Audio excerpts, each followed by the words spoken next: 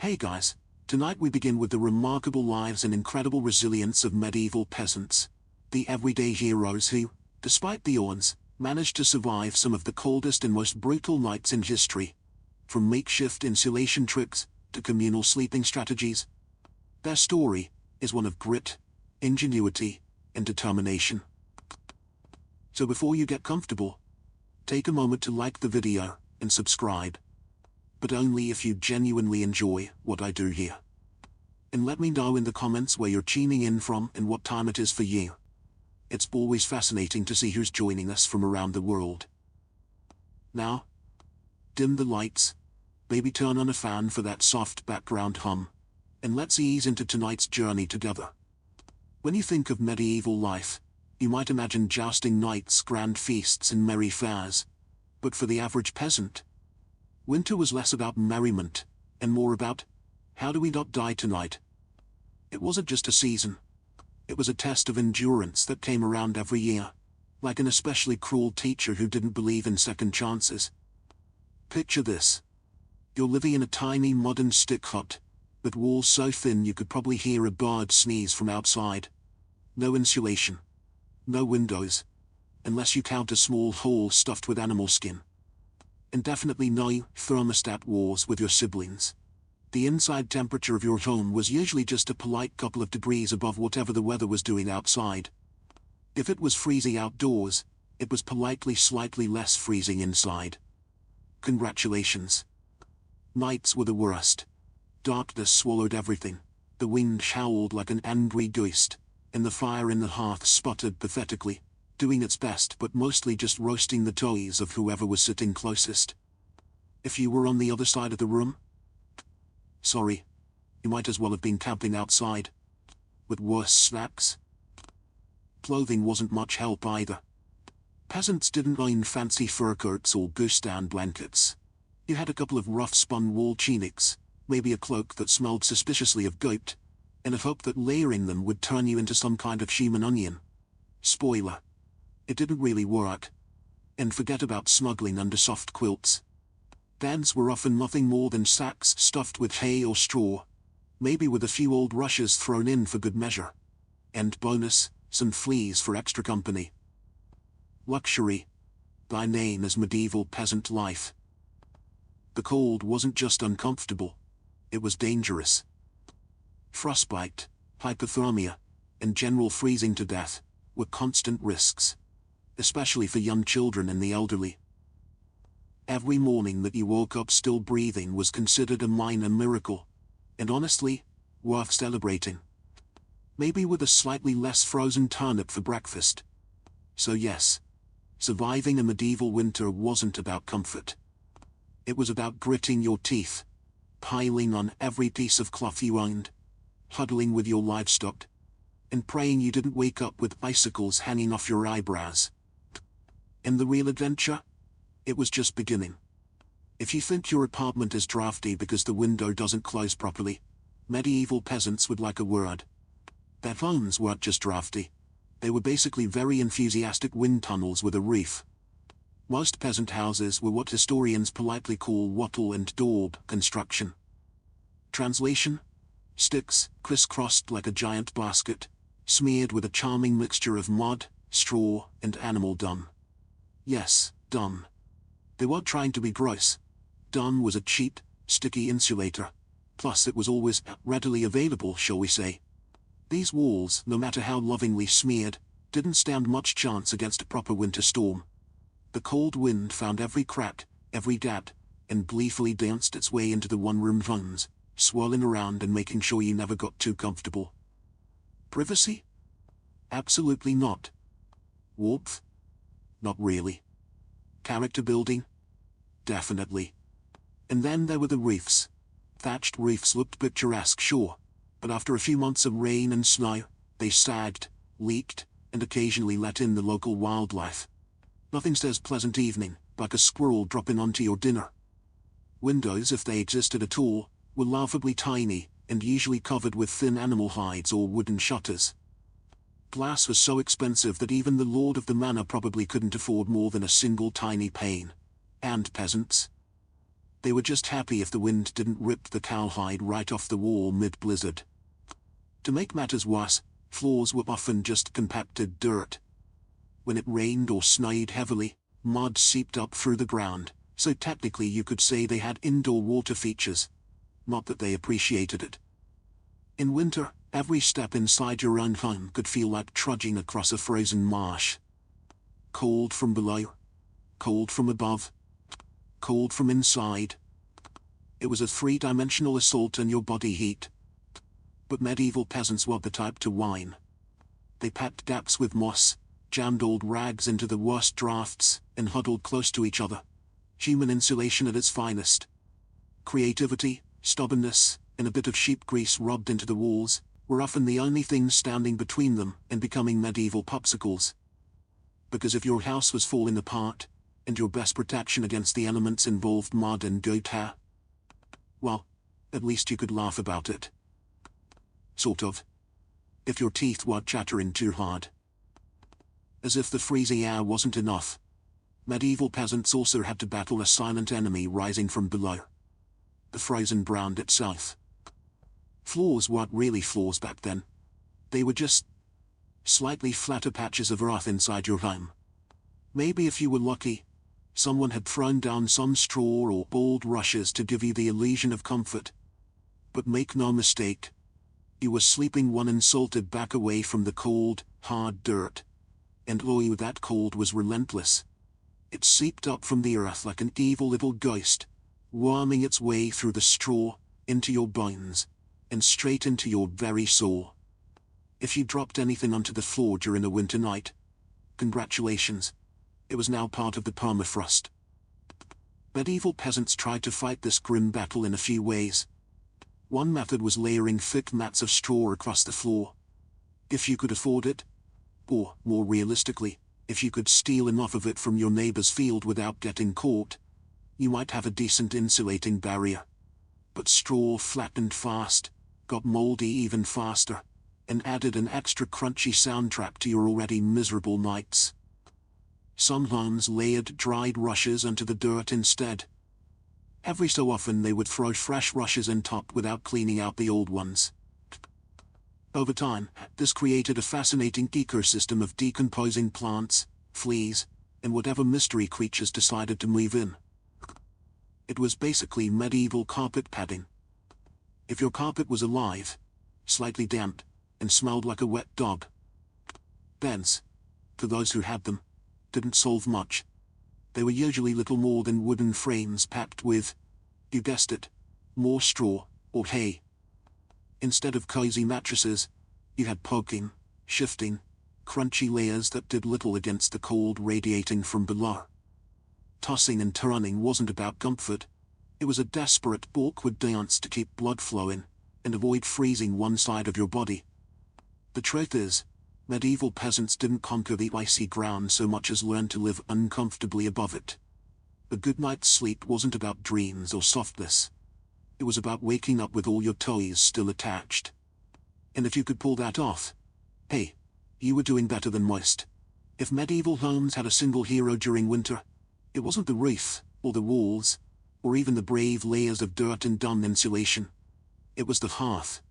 A crackling, stubborn fire pit that served as the only real defense against the cold, the darkness, and the general gleam of medieval life. At the center of nearly every peasant home was a simple fire. No fireplace with a fancy stone mantel, no neat chimney sweeping the smoke skyward. Instead, you had a basic pit or pile of stones, some half-burned logs, and enough smoke pouring into the room to make you wonder if you were slowly becoming a ham. That's right. Most homes didn't even have chimneys. Smoke just kind of did its best. It drifted out through small holes in the roof, cracks in the walls, or right into your lungs if it was feeling lazy that evening. It wasn't ideal for breathing, or your overall lifespan. But on the bright side, it did a great job of fumigating fleas and other unwanted guests. Who needs pest control when you're marinating in smoke 24/7? The hearth wasn't just about warmth either. It was the kitchen, the light source, and sometimes even the medieval version of a television. People sat around the fire telling stories, gossiping, or just staring into the flames because, frankly, there wasn't much else to do after sunset. Keeping the fire alive wasn't just a nice idea, it was mandatory. Letting the fire die out at night was like putting up a sign for the cold to come in and finish you off. Plus, reigniting a fire in winter wasn't as easy as striking a match. You had to work with flint, steel, kindling, and more prayers than you'd ever offered before.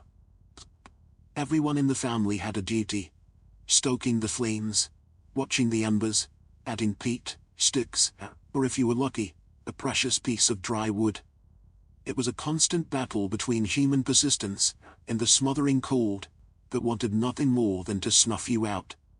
The hearth didn't guarantee survival, but without it, survival was downright impossible.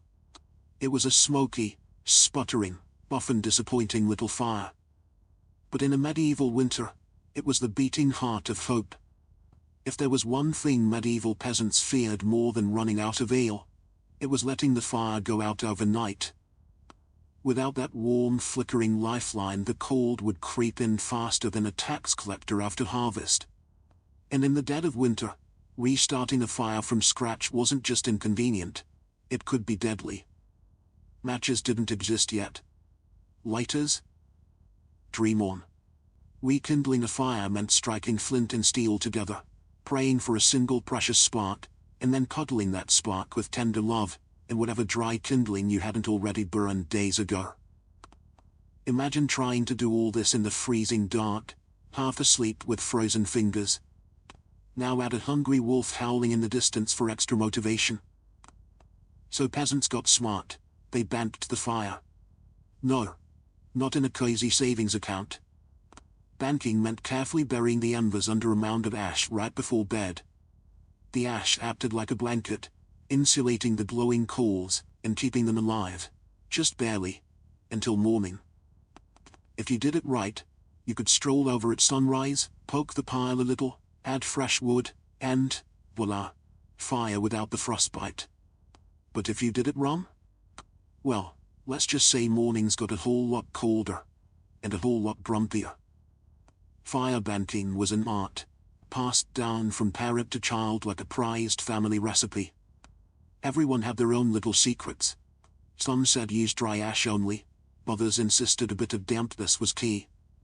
Some packed the embers tight, others let them breathe. You could practically start a medieval argument just by suggesting a better fire banking method. It was the ancient version of arguing over barbecue techniques, just with slightly higher survival stakes. Sometimes, banking the fire wasn't enough. A howling wind might sneak through a crack and snuff it out anyway, or a clumsy sheep might stumble into the hearth. Yes, it happened. That's why some families took turns getting up in the night to check the coals, basically the medieval equivalent of sleepwalking to the thermostat. In the end, fire banking was less about mastering nature, and more about buying just a few more precious hours of warmth. And if you woke up to even a single surviving ember, that was your victory, right there. And enough to face another day of battling the cold. In medieval times, the phrase, "the more the merrier," wasn't just about parties. It was a winter survival tactic. When the fire sputtered and the freezing winds whistled through every crack, there was one surefire source of warmth: each other. And if that meant sleeping cheek to cheek with your entire family, neighbors, livestock, and possibly a very confused goose, so be it. Forget about personal space. Privacy wasn't even a concept. In the coldest nights, the goal wasn't comfort. It was, don't wake up frozen to the floor. Entire households piled into the warmest corner of the house, wrapped in whatever scraps of cloth they could find, and formed what could best be described as a desperate, snoring, human lasagna. Younger kids squeezed in between parents, grandparents smuggled under the outer layers, and if Cousin Ethel showed up unexpectedly, well, there was always room for one more. If you were lucky, you got to sleep in the middle, where body heat radiated from all sides. If you were unlucky, you were on the edge, the medieval equivalent of sleeping next to the door of a meat locker. And woe to the person who moved too much during the night. You shift once to get comfortable, and suddenly you've knocked hard moored into the freezing draft by the wall. Congratulations. You're now the family villain. Sometimes even bedding was shared. A communal straw mattress that slowly flattened under the nightly weight of multiple generations. And because hygiene wasn't exactly winning any awards back then, let's just say it wasn't the most fragrant sleeping arrangement.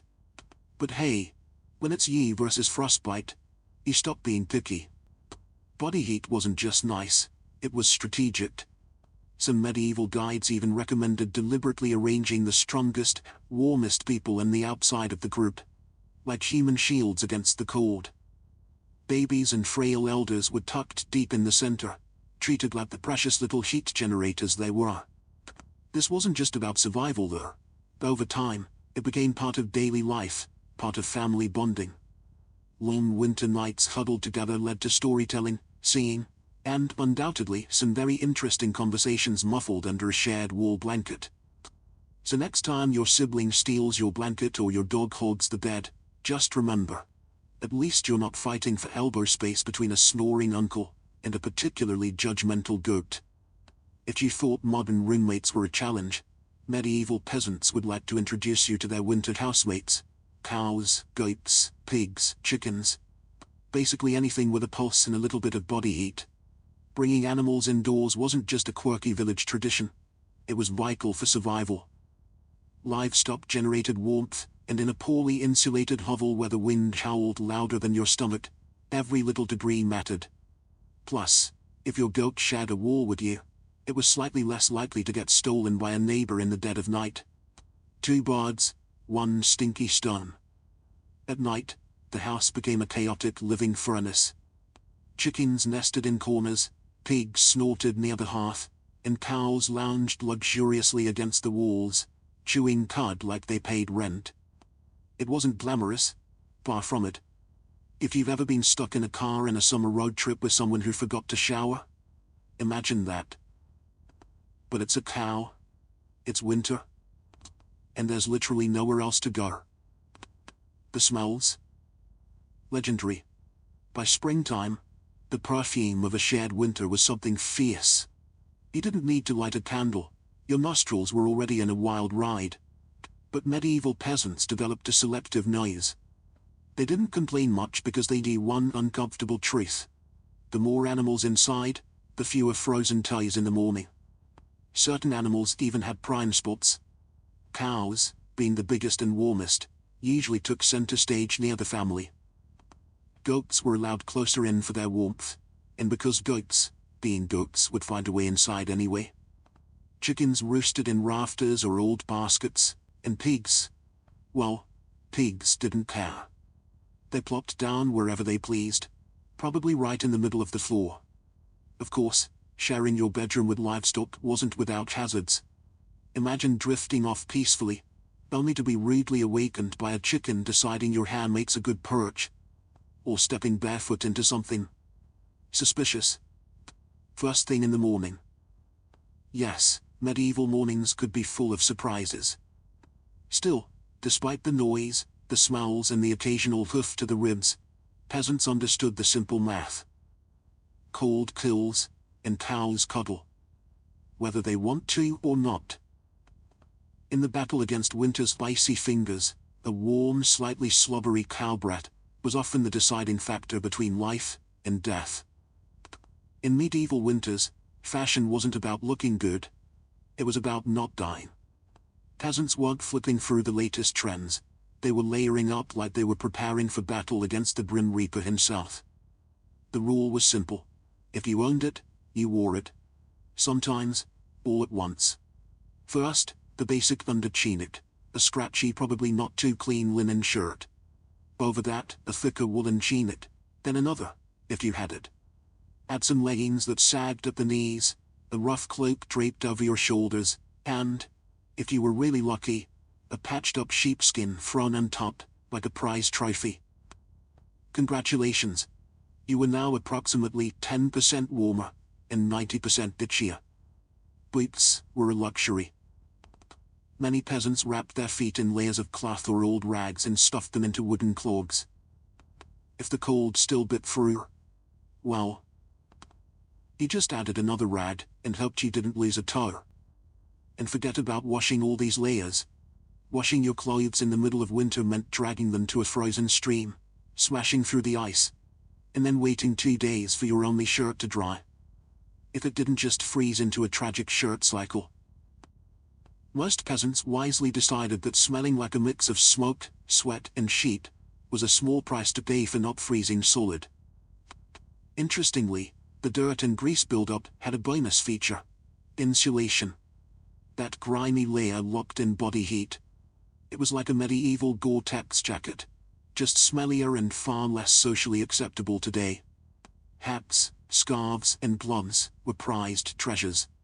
A simple woolen cap could mean the difference between making it through the night or waking up with hair frozen to the wall. Gloves were often homemade from whatever scraps of leather or fabric people could scrounge, sometimes looking more like sad pocket costumes than anything fashionable. Children were especially swaddled until they resembled overstuffed turnips, waddling awkwardly around the house. The goal was to trap as much precious body heat as possible. Style? Elegance? Never heard of them. Warmth was the real medieval flex. So the next time you complain about layering up for a chilly day, just remember. Medieval peasants walked around wearing half their wardrobe at once, looking like lumpy laundry bags, and counting themselves lucky for it. In the medieval peasant playbook, dirt wasn't just something you scrubbed off. It was practically a survival tool. As it turns out, getting grimy wasn't a sign you'd given up on life. It was tactical. Strategic. Dare we say, genius. See, winter posed a very specific problem. Heat loss. Clean clothes, especially freshly laundered linen, were surprisingly terrible at keeping you warm. They were breathable, sure. But when the air temperature hovered somewhere between hypothermia and instant regret, breathable wasn't exactly a selling point. That's where dirt came in. As peasants trudged through day after day without washing their clothing, layers of grime, natural body oils, and good old-fashioned mud began to build up in their tunics, cloaks, and leggings. Over time, this natural armor clogged to the tiny gaps in the fabric, making clothes more wind-resistant. It was like medieval weatherproofing, just smellier. Sure, you smelled like a goat who lost a bet, but guess what? You were warm. In fact, some medieval folks believed that washing yourself too often in winter could actually make you sick. Better to keep that protective, holy filth barrier intact. Bathing was rare, laundry even rarer, and soap, when it existed, was reserved for serious occasions, like when the bishop showed up, or maybe right before you died. Adding to the strategy, peasants layered their clothes without changing the ones underneath. You just threw your new layer on top of last month's. Eventually, you became a walking museum of the past 6 weeks. Every stain telling the heroic story of, that one time I slipped in the mud but didn't die. To outside observers, medieval peasants might have looked, and smelled, like they had completely given up on hygiene. But the peasants knew better.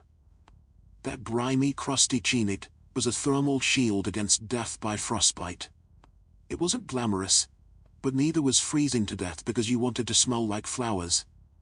Besides, in a world where literally everyone stabbed to high heaven, you weren't offending anyone. Noise blindness was practically a way of life. So yes, in medieval winters, filth wasn't failure. It was fashion. It was function. And if you had a thick, greasy outer layer by February, you, my friend, were winning at life. If you thought medieval peasants spent their winters tucked into plush featherbeds with embroidered quilts, think again. The reality was a bit more rustic. And by rustic I mean, let's sleep on a pile of dead plants and hope for the best. Beds, in the medieval peasant world, were usually a rough wooden frame, if you could afford one, covered with a big sack stuffed full of straw, hay, or old rushes. That's it. No memory foam, no orthopedic support, no 5-star hotel experience. Just a crunchy, lumpy, slightly pokey mess that smelled faintly of barnyard and regret. Every toss and turn in the night brought a delightful soundtrack of crinkling straw, and the occasional sharp jab from a rogue stalk. Some peasants even skipped the wooden frame altogether and just threw the straw straight onto the dirt floor, creating a luxurious, ground-level sleeping experience that modern influencers would probably rebrand as birth-connected slumber. The straw mattresses weren't just uncomfortable, they were temporary. Over time, the straw flattened, grew moldy, attracted bugs, and generally turned into a biological hazard zone. Changing the straw was a big event, usually done a few times a year if you were diligent, or whenever your bed started actively moving without your permission. Rushes were a popular alternative. These long grasses were spread thick on the floor, sometimes mixed with herbs like lavender or rosemary, to mask the overwhelming odor livestock aroma of daily life. Fresh rushes smelled lovely, for about a day. After that, they became part of the muddy, trampled landscape inside the house, blending seamlessly with dirt, food scraps, and whatever else wandered in. And let's not forget the bedfellows. Fleas, lice, and other charming critters loved straw bedding almost as much as the peasants did. If you woke up scratching more than you slept, congratulations. You were living the authentic medieval experience. Despite the hardships, these humble beds were lifesavers. Piles of straw provided a crucial insulating layer against the frozen earth, and clumping together atop them created pockets of shared body heat. Medieval central heating at its finest. So, next time you sink into your soft, supportive mattress, just remember, somewhere out there, a medieval peasant is looking down at you from history, grinning through a mouthful of missing teeth and saying, "Must be nice." When you live in a house made of sticks, mud, and optimism, you quickly learn that winter breezes aren't just a nuisance, they're personal attacks. Medieval peasants didn't just fight the cold from the outside, they fought it from inside their own homes, armed with nothing but whatever they could cram into the cracks. And trust me, there were a lot of cracks. Walls warped, mud crumbled, thatch sagged. The cold seemed to find new places to sneak in every night, like a mischievous poltergeist with a grudge. Sealing up the house became an art form. Peasants stuffed gaps with moss, straw, scraps of old cloth, bundles of dry grass, and sometimes even animal hair. If it was soft, squishy, or vaguely insulating, it was jammed into a hole somewhere. Some particularly determined souls daubed extra layers of mud and dung over the outside of their walls, as an annual winter project. Imagine standing there in freezing weather, slapping cold manure onto your own house while muttering, "This is fine. This is luxury." Because in a way, it was. Roof leaks were another battlefield. Thatch, while cheap and plentiful, wasn't exactly waterproof, especially after a few seasons of rain and snow. Peasants would plug holes in the roof with spare bits of cloth, bundles of reeds or, in moments of true desperation, chunks of turf stolen from the nearest field. Every home eventually started to look like a slightly sad patchwork quilt made by someone who gave up halfway through. Doors, windows? If you had them, you were lucky. But even then, they were little more than wood planks hung by iron nails and sheer stubbornness. Window holes were often covered with animal hides or thick cloth soaked in animal fat to block out the worst drafts, and add a bonus aroma of mystery meat to the living space. Every night was a battle between human ingenuity and the relentless sneaky cold. One minute you were warm, the next minute a sudden gust would find the one spot you missed, slapping you awake like a frosty hand of doom. Yet somehow, through cleverness, stubbornness, and a refusal to accept, slightly frozen, as a permanent state of being, medieval peasants patched, stuffed, and muddled their way through the worst winters nature could throw at them, one muddy handful at a time. When the cold bites hard enough to keep you awake at night, medieval peasants had a solution. Don't even try to pretend everyone's sleeping at once. Instead, they developed a survival strategy that today would make any military commander proud: sleeping in shifts. It wasn't some grand organized system with whistles and roll calls. It was far simpler, and much more desperate. Half the household stayed awake, tending to the fire and patching up stray drafts, while the other half curled up under threadbare blankets and hay, trying to catch a few precious hours of half-frozen sleep. The fire needed constant attention. Left alone, it would die down, and restarting it, remember, was about as easy as getting a stubborn donkey to dance. So someone had to be on ember patrol. And since no one wanted to get up once they were finally warm-ish, families rotated shifts. You dozed for a few hours, got elbowed awake, then stumbled over to the hearth to poke, prod and curse the fire back to life, while trying not to step in a goat. The rotation wasn't glamorous. There were no night vision goggles, no late-night slacks, and certainly no 5 more minutes snooze buttons. Just stiff joints, heavy eyelids, and a growing resentment toward whoever snored loudest during your shift. Children old enough to hold a stick were pressed into service, learning early that in winter, everyone pulled their weight, or froze trying. Grandparents sometimes stayed by the fire longer, both because of their experience and, frankly, because arthritis made lying down and getting up again a monumental event. And when it was your turn to sleep, good luck.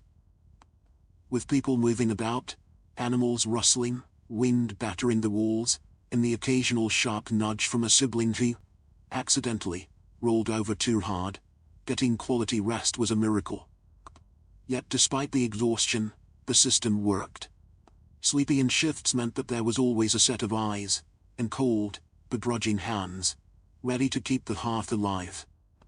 The embers survived, and by extension, so did the family. So next time you grumble about waking up to adjust the thermostat or let the cat out, spare a thought for the medieval peasant, squinting into a smoking fire at 3 a.m., wondering if toes were really that important after all. You know it's cold when you have to think about how you breathe just to stay alive. Medieval peasants didn't just battle the freezing air with cloaks, fires and creative sleeping arrangements. They even adjusted the way they inhaled and exhaled to survive the night. The problem was simple. Deep, open-mouthed breathing pulled by sea air straight into your lungs. In a world where pneumonia could kill you faster than you could say, "Hail Mary," that was a risk nobody wanted to take. So peasants learned the art of what you might call survival breathing. Instead of sucking in huge gulps of air like they'd just run a marathon, they kept their breathing shallow, slow and, most importantly, through the nose. The idea was to gently warm the incoming air a bit before it hit their lungs. It wasn't perfect, but it was better than coughing yourself into the grave by February. If you accidentally took a big mouthful of cold air, congratulations. You just bought yourself a ticket to a week of hacking up bits of what felt like your soul. With no doctors in sight, and grandma treating you with hot onion tea and firm prayers. Some people even tucked parts of their cloaks, shawls or rags up over their faces while they slept, creating a makeshift, breath-warmer barrier. Of course this also meant you ended up with a damp, slightly soggy fabric patch clinging to your mouth by morning, but hey, it beat freezing from the inside out. Children were taught these tricks early on. Parents would scold little ones for panting like dogs, indoors during the cold months. And honestly, between strict breathing lessons, itchy wool layers, and sleeping next to an aggressively gassy goat, medieval childhood winters were character building on a whole different level. At night, tucked into straw bedding under piles of cloaks, and next to a gently steaming cow, breathing became an art form. Slow, steady, noise only, and as minimal as humanly possible. Like some grim medieval version of a yoga retreat. Only with more frostbite, and fewer inspirational quotes. In the grand survival playbook, it wasn't the flashiest strategy. But it worked. One shallow breath at a time, peasants endured another night in the long, relentless war against winter. In the endless battle against medieval winter, peasants discovered an unlikely secret weapon. A full stomach. Turns out, one of the best ways to fight off the cold wasn't another scratchy wool cloak. It was stuffing yourself with something hearty and heavy right before bed. Calories meant warmth. The more your body had to digest, the more it heated itself up doing the work. It's basic medieval thermodynamics. Eat a heavy meal, generate internal heat, And maybe, just maybe, survive until morning without turning into a peasant-shaped popsicle.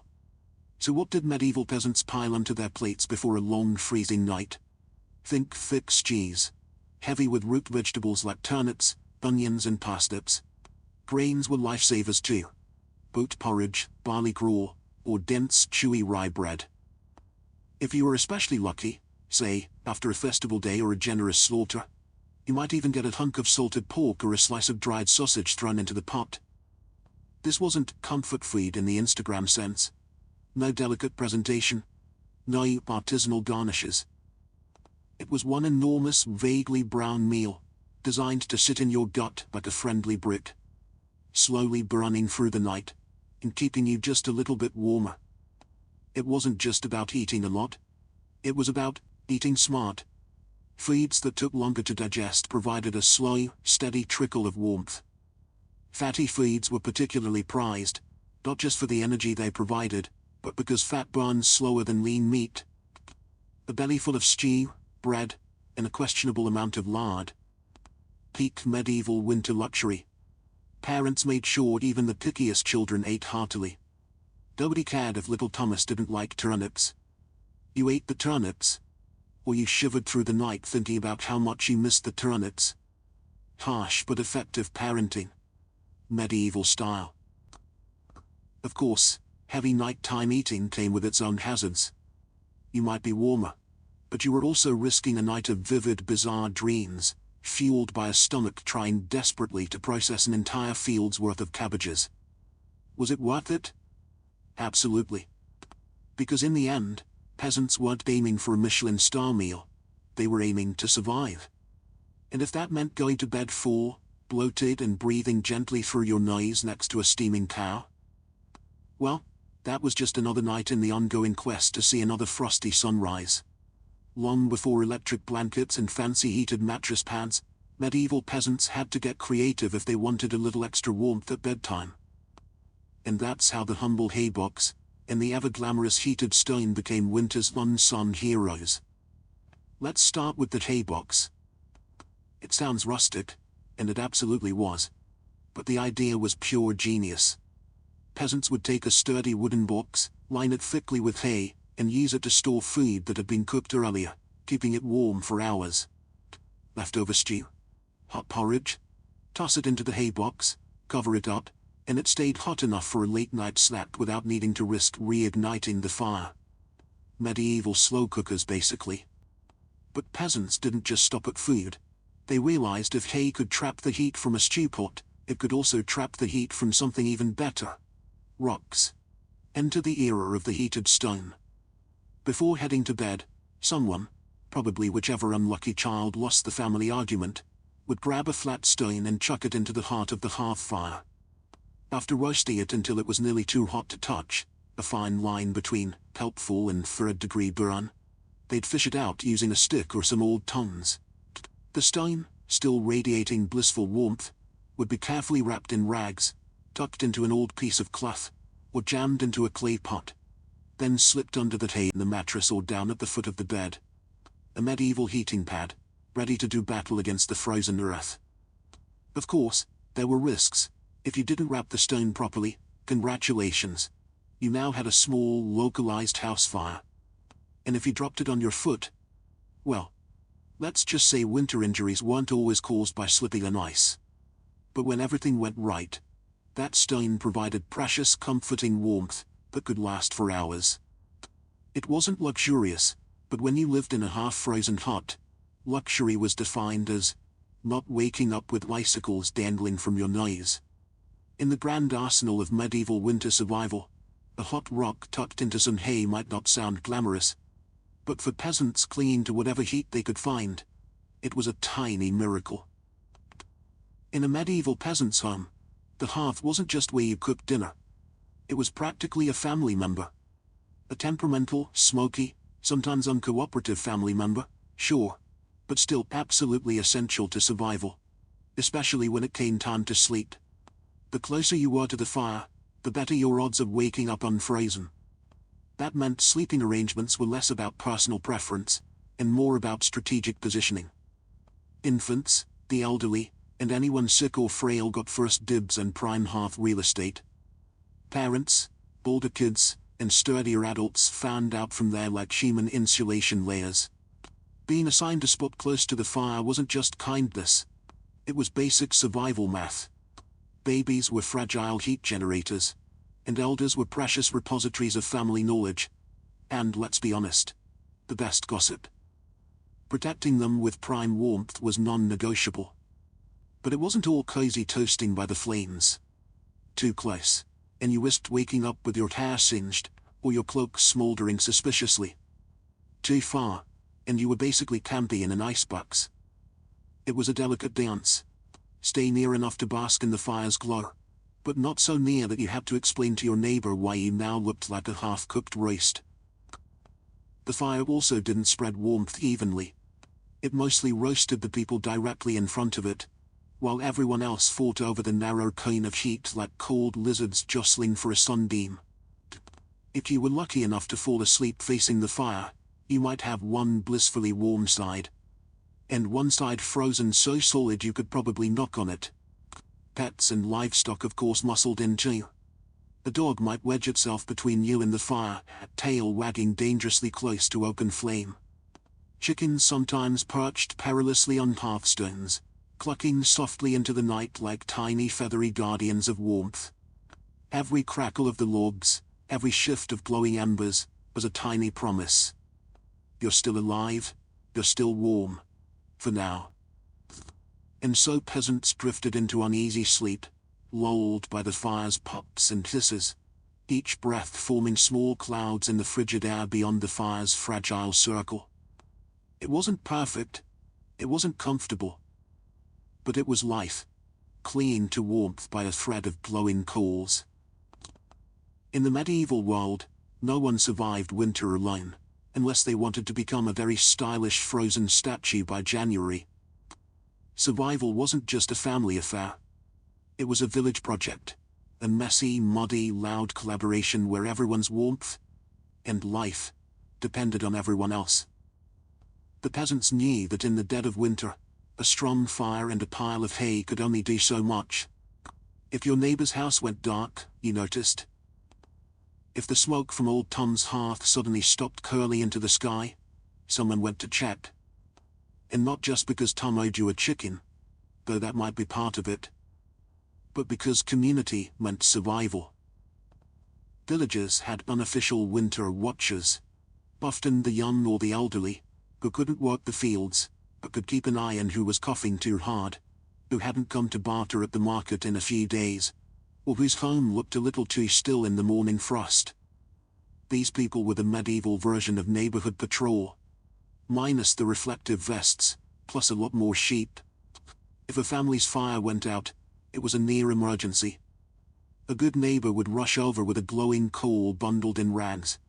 Or better yet, invite them into their own smoky, overcrowded hut for the night. Yes, it meant squeezing an extra 4 bodies into an already cramped space. But it was better than finding frozen friends come spring thaw. Communal food stalls played a role too. During especially brutal winters, villagers sometimes called their last salted meat, grain, and dried vegetables.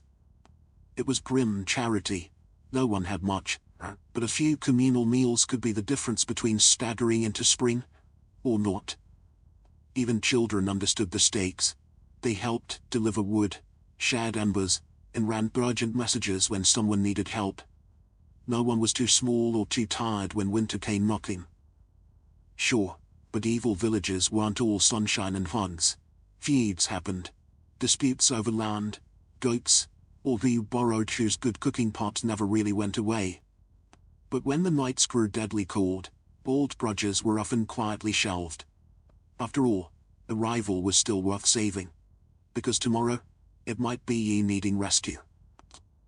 In the icy heart of winter, the village became one big stubborn family. Sometimes dysfunctional, often hilarious, always fiercely determined to survive together. One muddy boot, one crackling ember, one frozen smile at a time. When medieval peasants faced the merciless cold of winter, they didn't just pile in cloaks or stoke the fire. They prayed. A lot. Because when the wind howled like wolves outside your paper-thin walls and the fire shrank into sullen embers, you wanted every possible advantage, including a little divine intervention. Faith wasn't just a Sunday affair back then. It was woven into every frozen breath. Before crawling under layers of straw and scratchy wool, families would kneel together, offering up hurried prayers to keep the fire burning, the roof intact, and their ties attached by morning. Saints became more than distant holy figures. They were winter's front-line defense. St. Blay, for instance, was called upon to protect against throat ailments.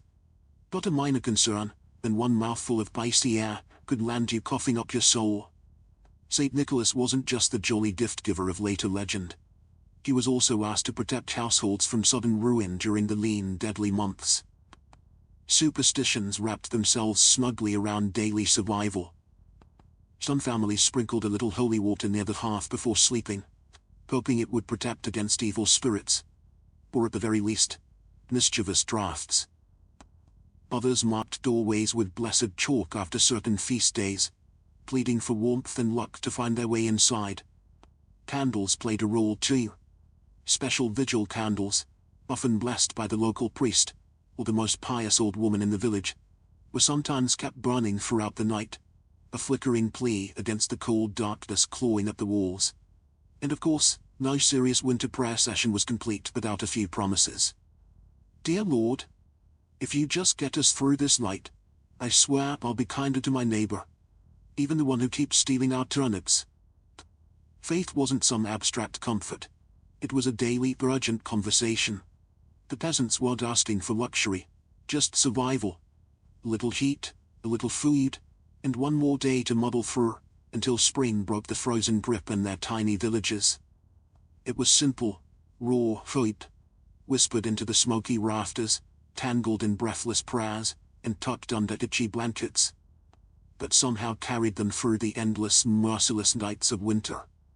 For all the ingenuity, prayers, and stubbornness medieval peasants threw at winter, the truth was chilling. Sometimes it wasn't enough.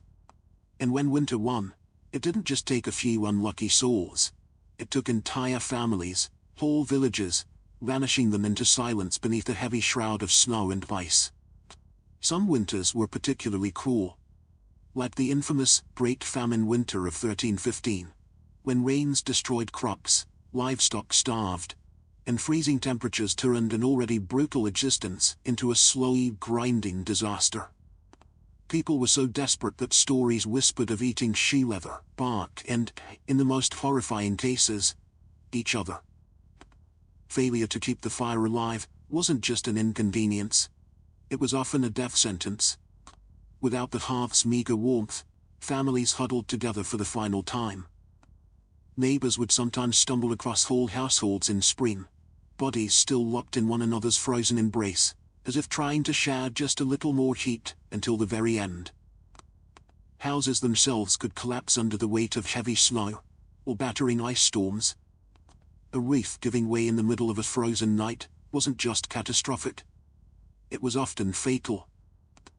Dragging yourself through thigh-deep snow to beg shelter from neighbors wasn't a guarantee either, especially if those neighbors were already stretched to the breaking point. Disease loved the cold too. Starvation weakened the body, and cramped, smoky homes turned into breeding grounds for pneumonia, bronchitis, and other deadly infections. A simple cough in December could easily be a funeral by January. And then there was the quiet horror. Frostbite. Fingers, toes, even ears blackened and died while still attached to their owners. Some villagers survived winters at the cost of their limbs, a grim badge of honor that said, "I made it through, but winter took a piece of me." Yet what's most haunting isn't just the death, it's the eerie normalcy of it. People accepted that each winter, some among them wouldn't see the thaw. Death wasn't unexpected. It was just another neighbor at the door, wrapped in frost, waiting its turn. Even amid the bitter cold and constant threat, medieval peasants pressed on, stubborn, grieving, clinging to life. Because as long as there was one ember left in the hearth, one breath hanging in the frozen air, there was still a fight worth fighting. When we look back at medieval peasants, those muddy, frost-bitten survivors of endless winters. It's tempting to see only their hardships. The cracked hands, the frozen toes, the smoke-choked huts. But buried beneath all that struggle is something far more powerful. A legacy of raw, stubborn ingenuity and unbreakable endurance. They didn't have central heating, thermal jackets, or cozy memory foam mattresses. They didn't even have the luxury of assuming they'd survive until spring. But what they did have, and what they left behind, was the blueprint for resilience. Every hay-stuffed mattress, every hand-bent fire, every moss-crammed wall gap was a testament to human creativity under pressure. Faced with impossible odds, they didn't collapse in despair. They adapted. They learned from the land, from each other, and from the bitter lessons carved by each brutal winter. Their communities were built in more than shared land. They were built in shared survival. They taught each other to watch over the sick, to pool resources when food ran low, to trust that helping a freezing neighbor today meant someone might help you tomorrow. They lived by the understanding that no one beats winter alone. Their faith, too, was a kind of endurance. They wove prayers into their daily lives, not just out of fear, but out of hope. Fragile, stubborn hope that tomorrow might be a little warmer, a little brighter. Hope that after 100 dark nights, spring would come again, and life would find a way to push through the frozen ground. And somehow, it did. Because of their sacrifices, because of their unglamorous victories, surviving one more night, one more storm, future generations thrived. Bit by frozen bit, they pushed humanity forward, enduring winters their ancestors could barely survive, until warmth and comfort became common expectations, instead of distant dreams. Their blood, sweat, and ingenuity are stitched invisibly into the lives we live now. Every cozy blanket, every warm house, every lazy winter evening, spent sipping tea under soft lights. All of it is the end result of countless medieval peasants refusing to give in to the cold. So the next time the wind howls outside your double-paned window, maybe spare a thought for them. The nameless, fearless ones who turned shivering survival into a living legacy. One ember, one breath, one stubborn heartbeat at a time. Anne Boleyn didn't come into the world with a crown on her head, or armies at her feet. Born around 1501, likely at Wickling Hall or Hever Castle, she was the daughter of Thomas Boleyn, an ambitious diplomat, and Elizabeth Howard, a noblewoman with powerful family ties. In the grand scheme of Tudor society, Anne's birth barely stirred a ripple. Yet from these modest beginnings, something extraordinary was taking root. A life that would one day tilt the course of English history. From an early age, Anne was set apart not by her wealth, but by her mind. She was clever, spirited, and, by all accounts, magnetic. Recognizing her potential, her family sent her abroad to the continent, where her education truly began. First, she served Margaret of Austria in the glittering court of the Netherlands, an experience few English girls could dream of. There, Anne absorbed the art of diplomacy, refined manners, and the subtle dance of European politics. But it was in France that Anne's brilliance was truly polished. She spent years in the sophisticated courts of Queen Claude and Queen Marguerite of Navarre, learning the language of influence, elegance, flirtation, wit. While other young women perfected their embroidery, Anne mastered conversation, intrigue, and the art of commanding attention, without ever seeming to seek it. By the time she returned to England in the early 1520s, Anne was something rare. A woman who could rival the sophistication of continental courtiers, while carrying the ambition of a rising English house. She wasn't a classic beauty. Even her admirers admitted as much. But she was arresting. Dark eyes that sparked with intelligence, a quick, musical voice, a way of moving that suggested purpose just barely concealed beneath layers of courtly grace. Anne didn't just enter rooms, she changed their gravity. At a time when a woman's fate was often sealed by birth and marriage, Anne refused to drift quietly into obscurity. She had seen the power that charm and intellect could wield in foreign courts, and she intended to use that knowledge at home. Anne Boleyn was still a young woman then, clever, ambitious, untested. But history was already beginning to stir around her. The girl who returned to England was no longer just Thomas Boleyn's daughter. She was a player in a larger game, one that would soon engulf the crown itself. When Anne Boleyn returned to the English court, she was unlike anyone the nobility had ever seen. In a world full of pale-faced modest English roses, Anne was a thunderstorm. Electric, unpredictable, impossible to ignore. Her dark hair, bold eyes and quick sharp wit set her apart from the gentle obedient ladies who filled the court of King Henry VIII. At first, she played the role expected of her, a maid of honor to Queen Catherine of Aragon. But even in the Queen's shadow, Anne's presence flickered like a candle too bright to snuff out. She danced gracefully, spoke French with the ease of a native, and laughed with a confidence few women dared display. Men noticed. Women gossiped. The court buzzed quietly about the striking Boleyn girl. It wasn't long before she caught the most dangerous attention of all. The king himself. Henry VIII was no stranger to flirtation.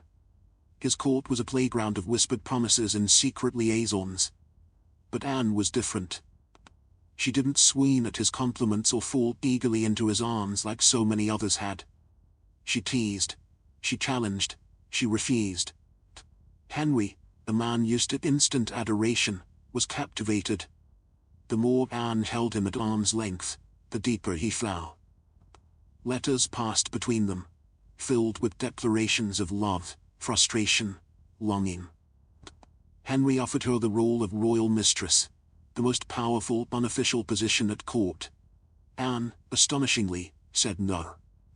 She would not be just another conquest, a forgotten mistress lost to time. If Henry wanted her, he would have to make her his wife. It was a gamble so audacious that it stunned the court. After all, the king was already married.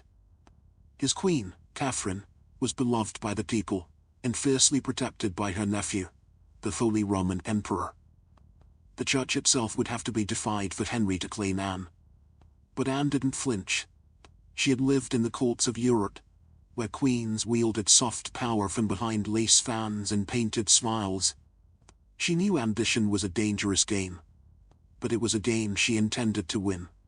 Standing in the candlelit halls of the English court, Anne Boleyn made her choice. Not to be merely admired, but to change her destiny, and England's, forever. What began as an intense flirtation between King Henry VIII and Anne Boleyn soon spiraled into a national crisis. Henry wasn't merely besotted, he was obsessed. And in his obsession, he was willing to tear apart everything England had known for centuries. The king's desire to marry Anne hit a small snag. Namely, he was already married to Queen Catherine of Aragon. Catherine, dignified and resilient, refused to quietly step aside. She had been Henry's faithful wife for 2 decades, and in the eyes of God and the English people, she was the rightful queen. Divorce wasn't just scandalous, it was almost unthinkable. But Henry was determined. He convinced himself, and tried to convince everyone else, that his marriage to Catherine was cursed, because she had once been married to his brother, Arthur. Never mind that the Pope had granted special permission for their union years ago. Henry now insisted that his soul was damned, unless he annulled the marriage. Anne, for her part, knew better than to appear too eager. She kept herself just out of reach, alternately encouraging Henry's hopes and maintaining her distance. Every glance, every word was measured. She wasn't merely aiming for marriage. She was positioning herself to become Queen of England. The court erupted into whispers and factions.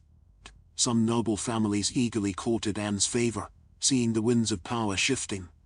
Others clung fiercely to Queen Catherine, horrified at the idea of Anne replacing her. Diplomats wrote desperate letters back to Rome. Foreign monarchs threatened retaliation. Henry's own advisors shifted uneasily, sensing the ground trembling beneath their feet. As months turned into years, Henry's frustration grew. He bombarded the Pope with petitions, maneuvered his lawyers into finding loopholes, and slowly began to realize that the church would not bend easily.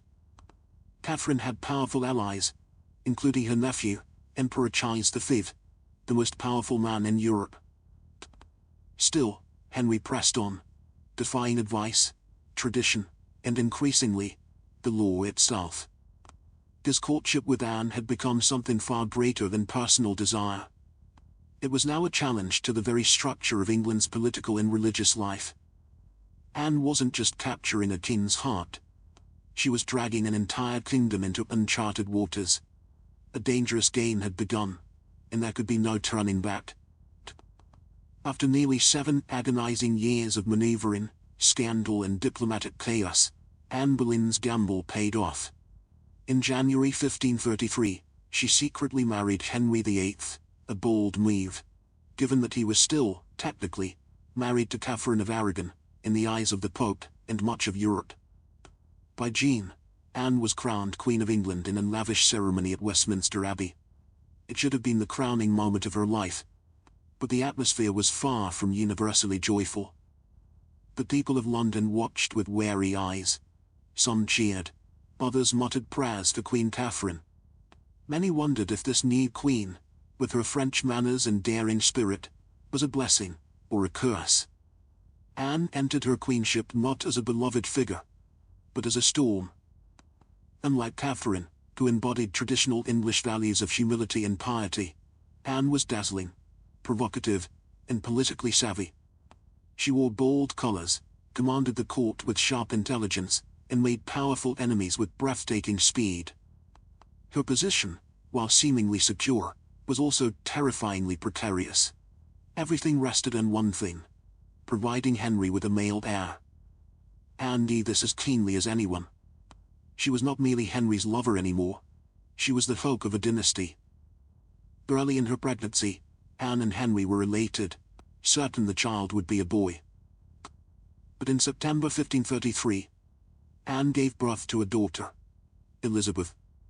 To Anne's credit, she masked her crushing disappointment with grace, insisting the next child would surely be a son. Henry, however, was less composed. His eyes, once full of adoration, now flickered with doubt. Still, for a time, Anne's star burned brightly.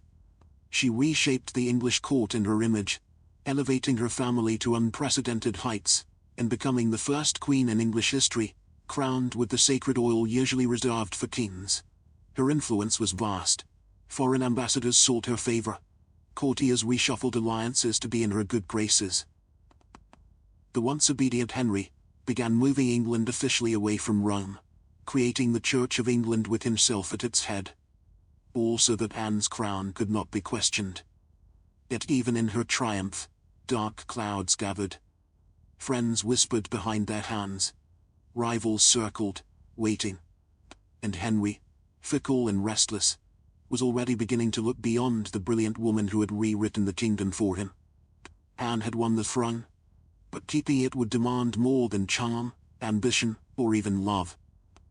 Anne Boleyn had climbed higher than almost any woman of her time. But the higher you rise, the harder the fall.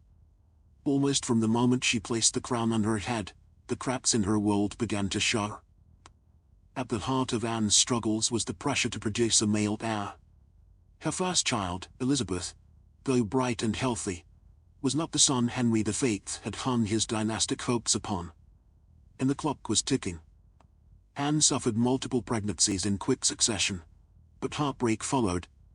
Miscarriages that left her physically weakened and emotionally battered. Each lost child chipped away at the foundation she had built.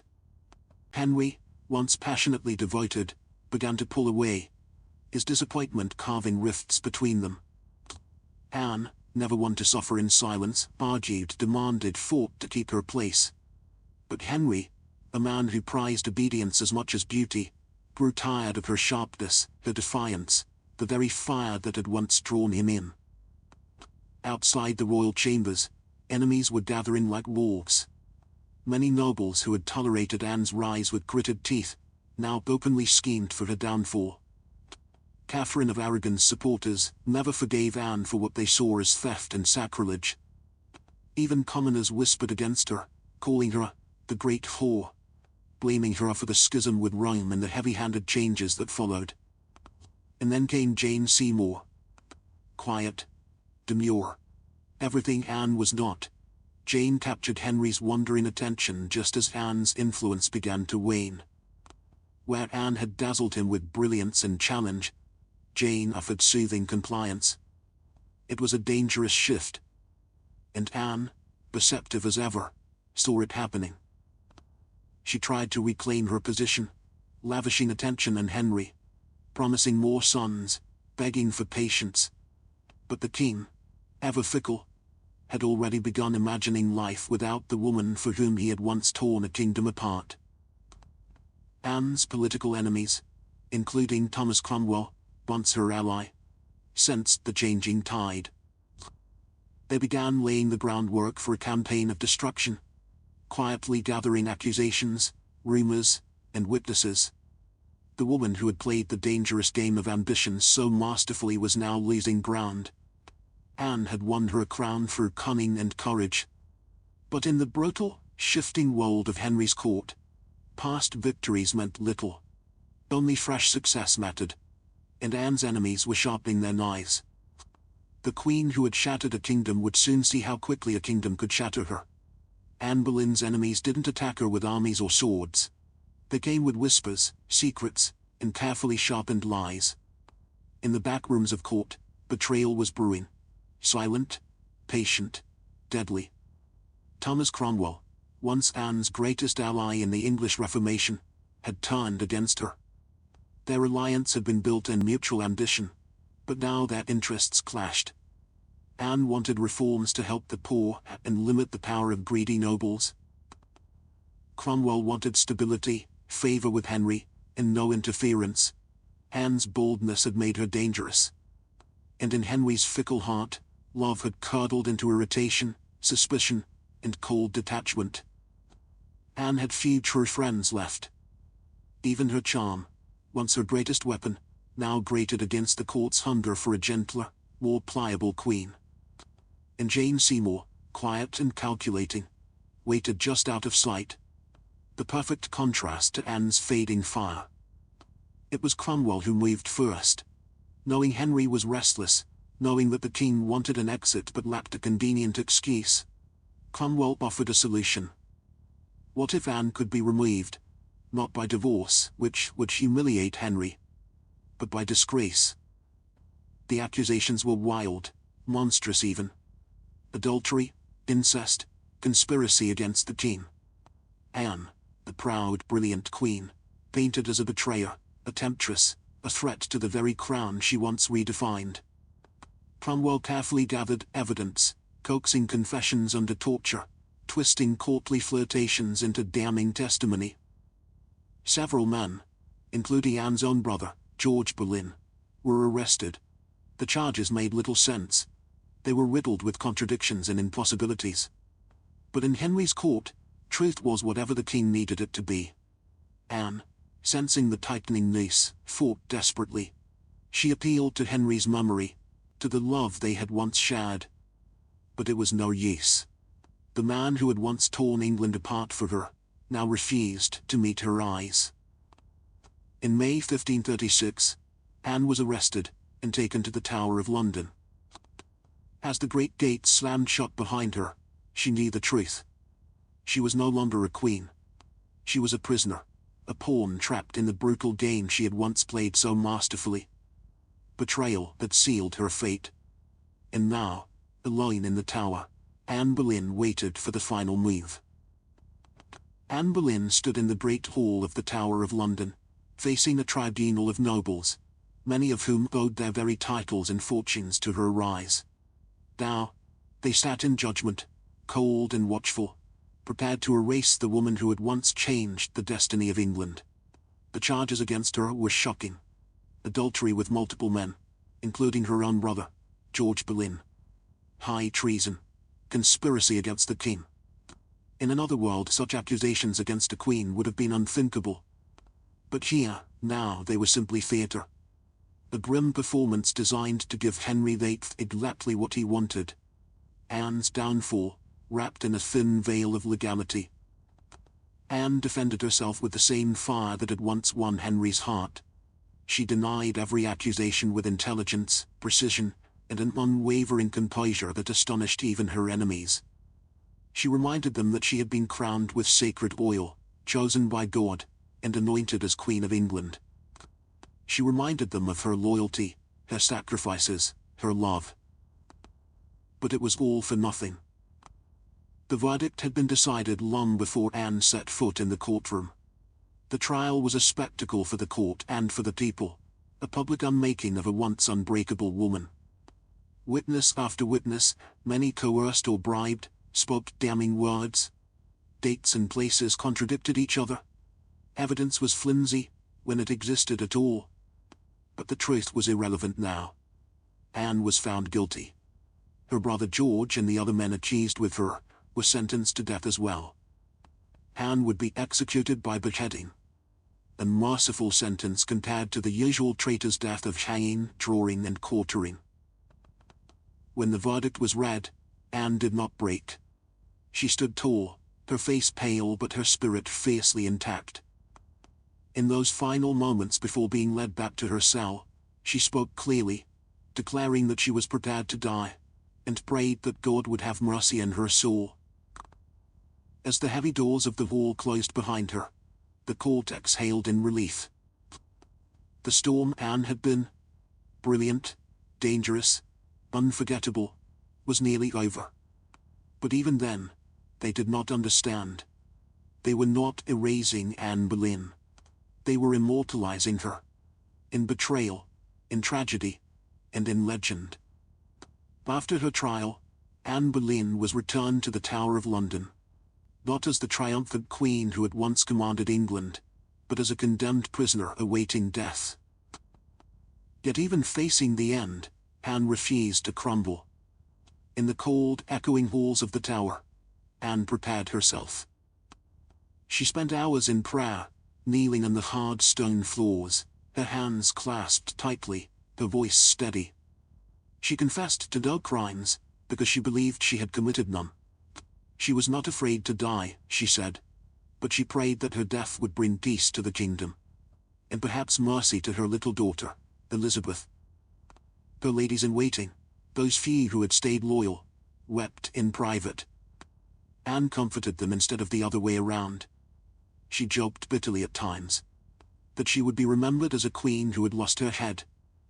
In her dark humor was the stubborn spark that had made her unforgettable. Henry VIII, meanwhile, showed no sign of mercy.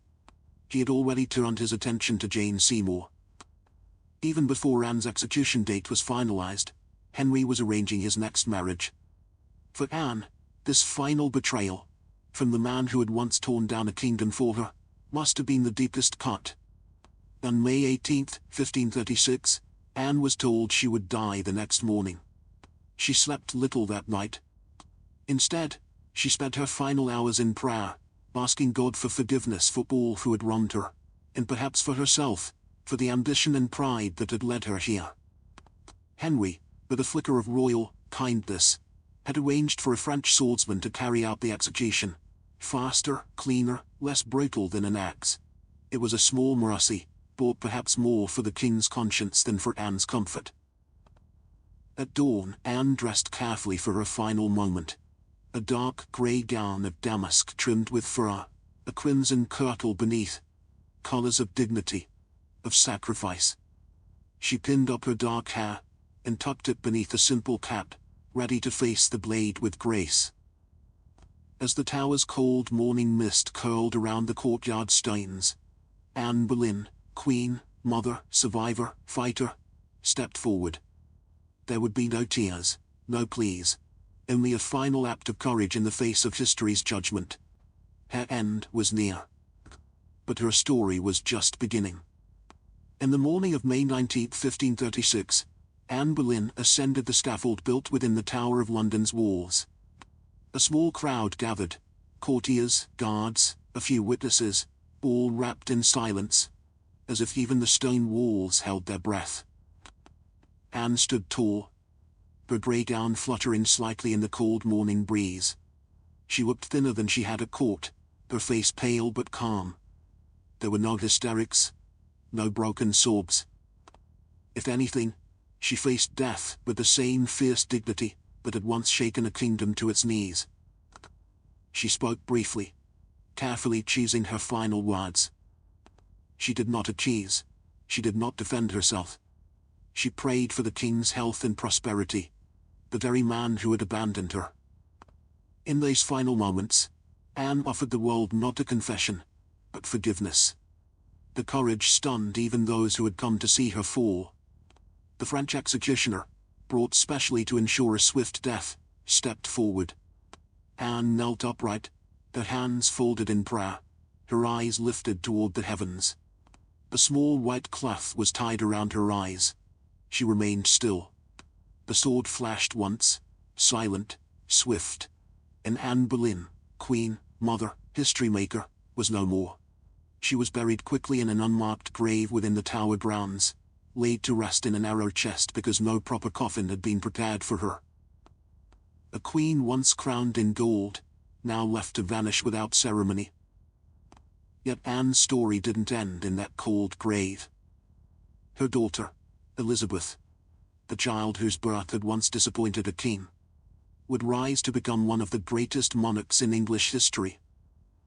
Elizabeth I, the Virgin Queen, whose reign would see the flowering of English art, power, and global influence. A queen who inherited her mother's fierce spirit, sharp mind, and unyielding resilience.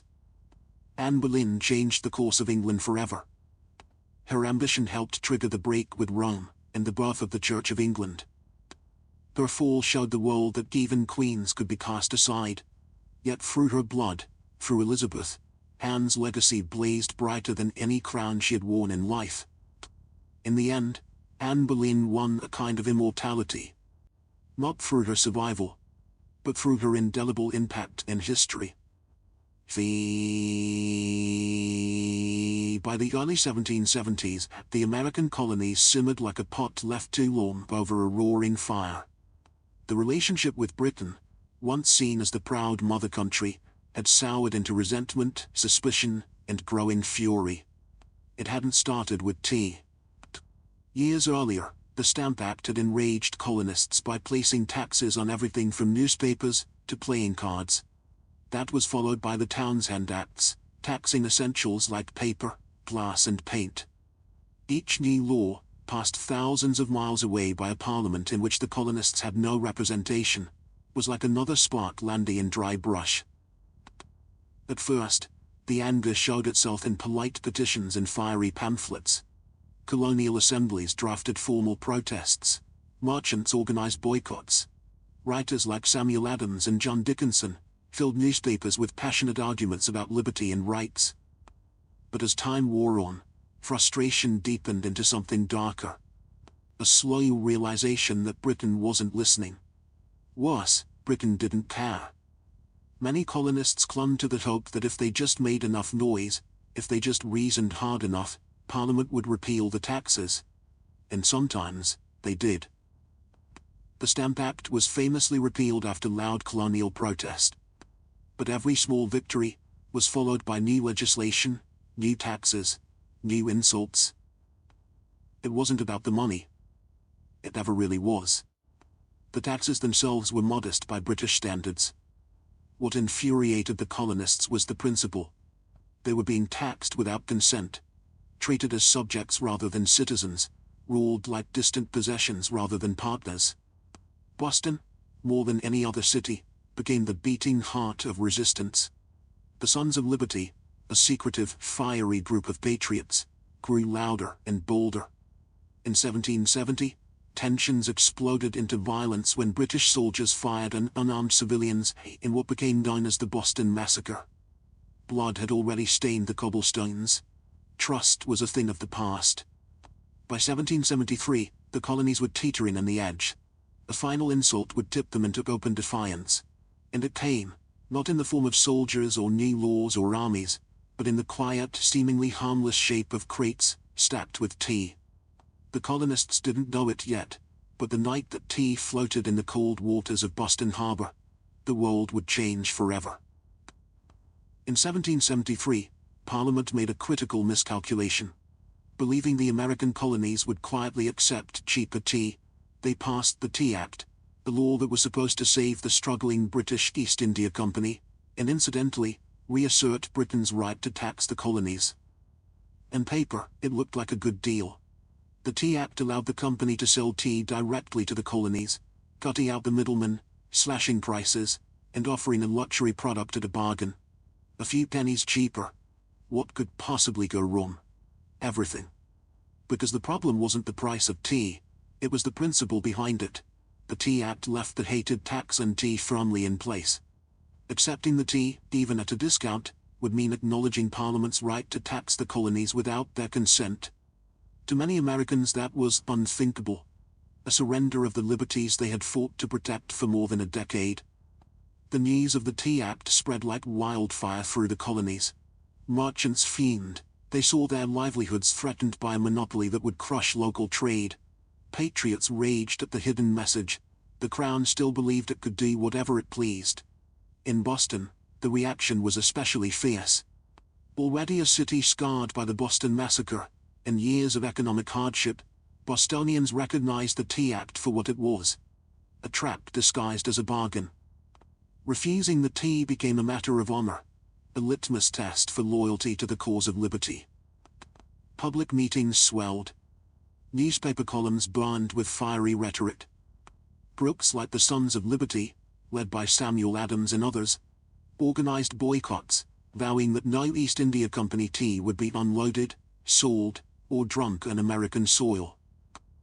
All across the colonies, ships carrying the controversial tea were turned away by local resistance. In ports from New York to Charleston, the message was clear. We will not be bought. But in Boston, fate twisted differently. 3 ships, the Dartmouth, the Eleanor, and the Beaver, arrived, anchored in the harbor, and sat there, refusing to leave. Royal officials insisted the tea be unloaded. The colonists refused. A deadlock grew, taut as a drawn bowstring. The tension was unbearable. A single act would break it, and history would never be the same again. As the British tea ships sat stubbornly anchored in Boston Harbor, the city itself transformed into a powder keg. Every day that passed without resolution tightened the tension. Boston wasn't just resisting. It was preparing for a fight. In taverns, churches, and public squares, angry colonists debated what to do. The Sons of Liberty, led by fiery voices like Samuel Adams, John Hancock, and Paul Revere, moved swiftly to organize resistance. They posted public notices calling on citizens to boycott British tea, and held raucous meetings that swelled with farmers, artisans, and merchants alike. Each gathering added fuel to the fire. The Old South Meeting House became the nerve center of the resistance. Thousands crammed into the wooden hall, their breath fogging the air, their voices rising in defiance. Here, resolutions were passed, speeches were made, and tempers boiled. Each vote against the unloading of tea was another hammer blow against British authority. But while the people of Boston stood united, the clock was ticking. British law demanded that imported goods, like tea, be unloaded and the tax paid within 20 days. If the ships remained after the deadline, customs officials would seize the cargo, and the tax would be collected by force. The Sons of Liberty understood that once the tax was paid, even under protest, the principle would be lost. It wasn't just about the tea anymore. It was about whether the colonies would accept being treated as subjects without rights, or whether they would stand and fight for their future. Meanwhile, the Royal Governor of Massachusetts, Thomas Hutchinson, dug in his heels. He refused to let the tea ships leave without unloading their cargo, demanding that the law be obeyed, colonial outrage be damned. To him, backing down meant admitting that mobs, not monarchs, ruled the colonies. Boston's standoff became a spectacle. Every man, woman, and child knew that something was coming. You could feel it in the air. That cold, sharp sense before a storm when the world holds its breath. All it would take was one spark to ignite an explosion. and somewhere among the crowded streets and crowded hearts of Boston, a decision was quietly taking shape, a plan that would echo across oceans and empires. December 16, 1773, dawned grey and cold over Boston, a city balanced on the edge of history. For nearly 3 weeks the tea ships had sat in the harbour like ticking bombs. Now the final deadline had arrived. According to British law, the tea had to be unloaded, and the tax paid within 20 days of a ship's arrival. If it wasn't, customs officials could seize the cargo, and British troops could be called in to enforce the law. Everyone knew it. Everyone knew what was at stake. If the tea came ashore, the principle was lost. If the colonists allowed it, even once, their cause, their claim to rights and liberty, would unravel. That morning, thousands of Bostonians and nearby colonists packed into the Old South Meeting House, the largest building in town. Some had walked miles through the icy countryside to be there.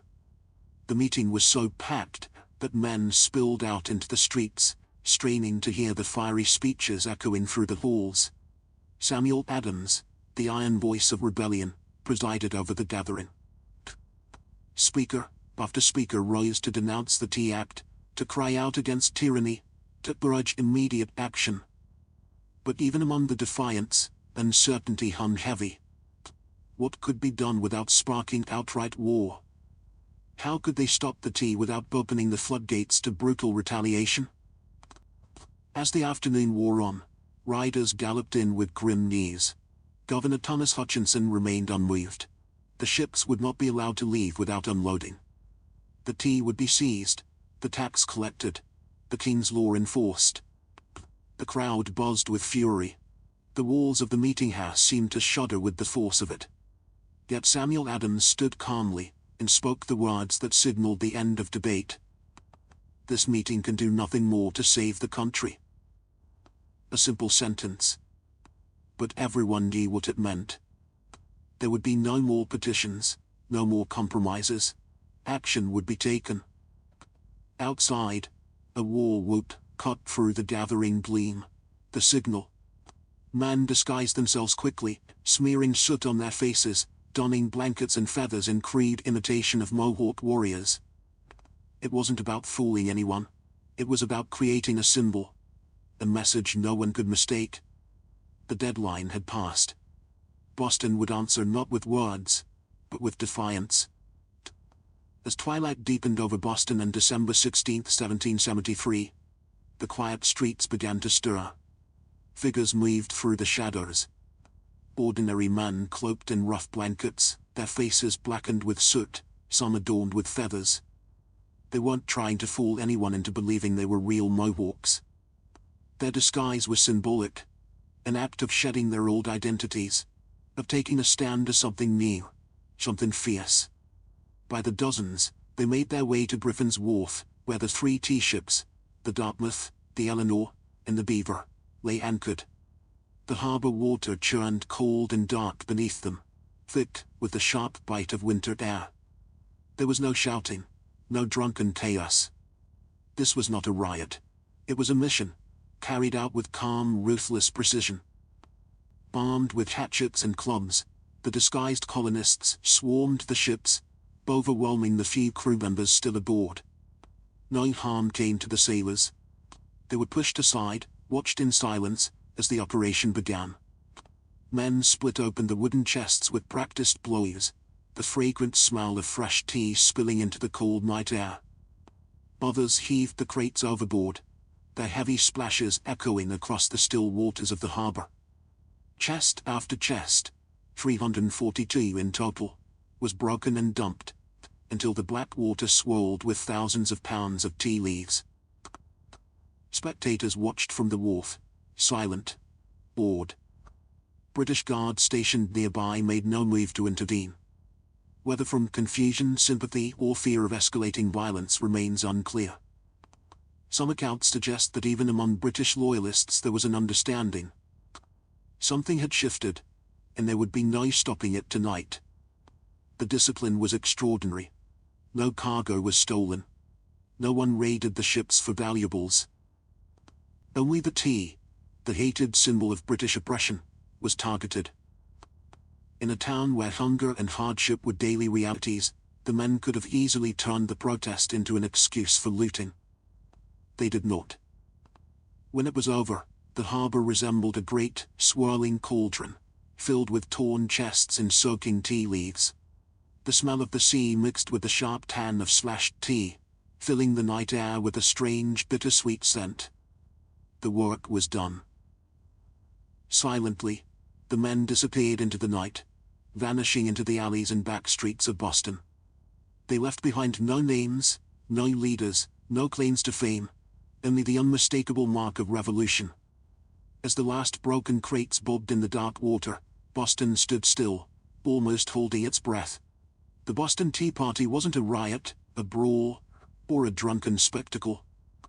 It was something far rarer, an act of cold, deliberate defiance carried out under the cloak of night.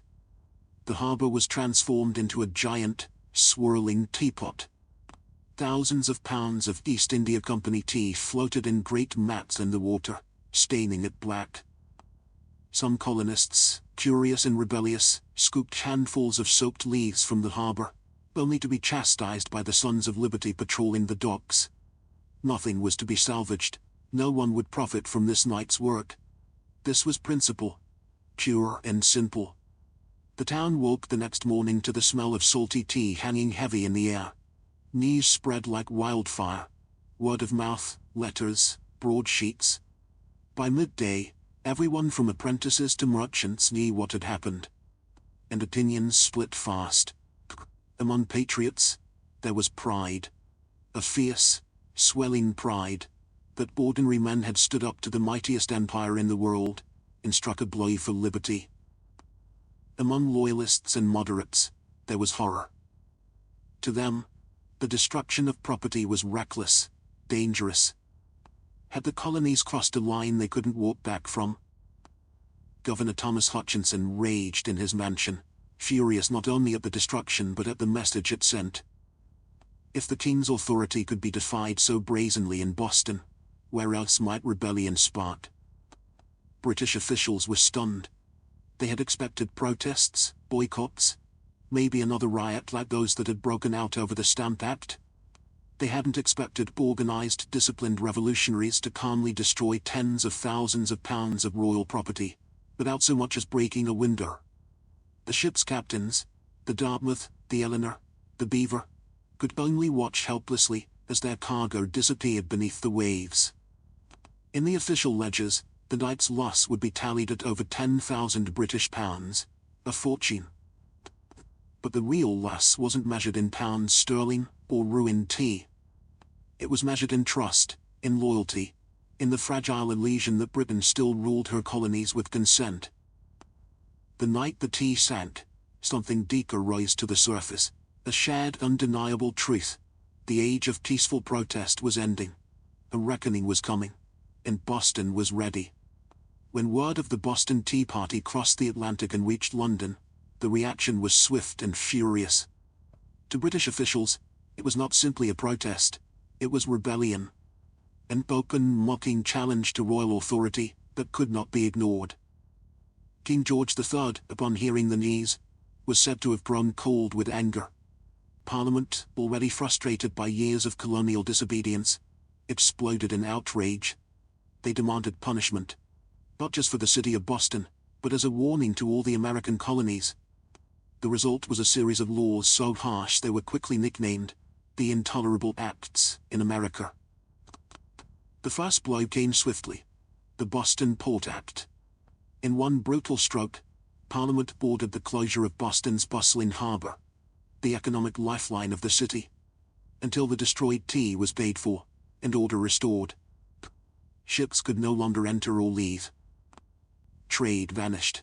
Goods and supplies dried up. Boston, once vibrant and noisy, grew quiet, its docks eerily still. But the punishment didn't stop there. The Massachusetts Government Act stripped the colony of its self-governing rights, placing it firmly under the king's appointed officials. The Administration of Justice Act allowed royal officials accused of crimes to be tried back in Britain. A clear message that British authorities were untouchable. And to make sure the colonies knew force was an option, British soldiers were quartered throughout Boston, living among the very citizens they were meant to subdue. The message was clear. Rebellion would be crushed. Liberty was a luxury the Crown would no longer tolerate. But Parliament's heavy hand had an unintended effect. Instead of frightening the other colonies into submission, it outraged them. News of Boston's suffering, of its port closed, its people starving under martial law, stirred deep sympathy and righteous anger throughout America. Wagon loads of food and supplies poured into Boston from neighboring colonies. Letters of support, pledges of unity, and secret meetings began to weave the once fragmented colonies closer together. What had once been a Massachusetts problem was rapidly becoming an American one. In punishing Boston, Britain had hoped to make an example of them. Instead, they made Boston a symbol, a rallying cry for resistance. The flames of revolution, once flickering in isolated pockets, now began to blaze from colony to colony. And there would be no easy extinguishing them. The punishment of Boston sent shock waves far beyond the rocky shores of Massachusetts. Across the 13 colonies, outrage turned into something far more dangerous for Britain: unity. For years, the colonies had acted like distant cousins, bickering and competing, separated by geography, religion, and trade rivalries. But when Parliament slammed Boston's harbor shut, and stripped Massachusetts of its self-governance, Americans across the continent realized, if it could happen to Boston, it could happen to anyone. From Virginia to Pennsylvania, South Carolina to New Hampshire, the response was swift. Colonists sent wagons full of food, supplies, and letters of solidarity to the suffering people of Boston. Town meetings buzzed with anger. Newspaper printers worked day and night to spread the news. The fight was no longer Boston's alone. It was everyone's. And so, in September 1774, something unprecedented happened. The First Continental Congress convened in Philadelphia. For the first time, representatives from 12 of the 13 colonies gathered under one roof to discuss a unified response. Men like George Washington, Patrick Henry, John Adams, and Samuel Adams, once merely regional figures, now stood together as architects of a movement that was growing larger by the day. Their goal, at least officially, was not yet full independence. Most still hoped for reconciliation, for a return to the old relationship of mutual respect under the British Crown. But beneath the polite debates and carefully worded petitions, a deeper understanding was taking root. The colonies could no longer afford to stand separately. At the Congress, they agreed to a sweeping boycott of British goods. They pledged mutual support in the face of further British aggression. And they made it clear, any attack in one colony would be considered an attack on all. In taverns and meeting houses across the continent, ordinary people began using words that had once been whispered only in private: unity, resistance, liberty. In bringing the hammer down in Boston, Britain had imagined it would crush rebellion. Instead, it had welded the colonies together into something far more dangerous: a people who, despite their differences, were beginning to think of themselves not as scattered provinces, but as Americans. The winds of revolution were no longer just stirring. They were gathering into a storm, and it was too late for Britain to stop it. The night the tea sank into Boston Harbor, it wasn't just crates that were destroyed. It was the illusion that the American colonies could remain loyal subjects forever. The Boston Tea Party lit a spark that no king, no army, no distant parliament could ever snuff out. In the months that followed, that spark caught fire across the colonies. What had once been protests, boycotts, and polite petitions hardened into open resistance. Town militias began drilling openly. Storehouses filled with powder and shot. Men who had once toasted King George III in taverns now whispered about revolution under the same roofs. Boston became a symbol of sacrifice. Battered, but unbowed. The more Britain tried to tighten its grip, the more the colonies slipped through its fingers. Every ship that sailed past the closed, silent harbor of Boston was a silent reminder that tyranny had met its match in American defiance.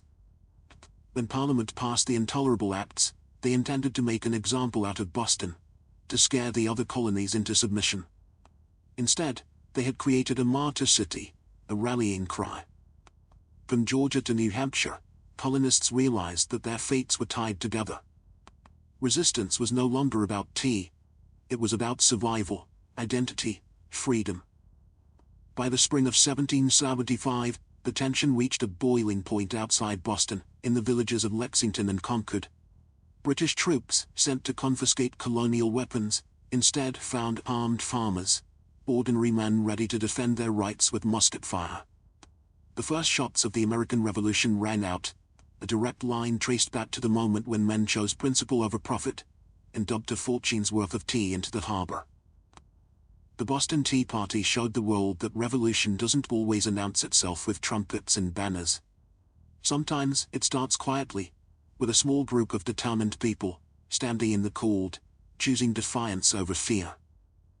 In dumping the tea, the colonists weren't just rejecting a tax. They were rejecting an empire. And though the road ahead would be bloody, bitter, and uncertain, one thing had become clear that night in Boston Harbor. The American colonies were no longer loyal subjects. They were something new, something dangerous. They were revolutionaries. And they were just getting started. Or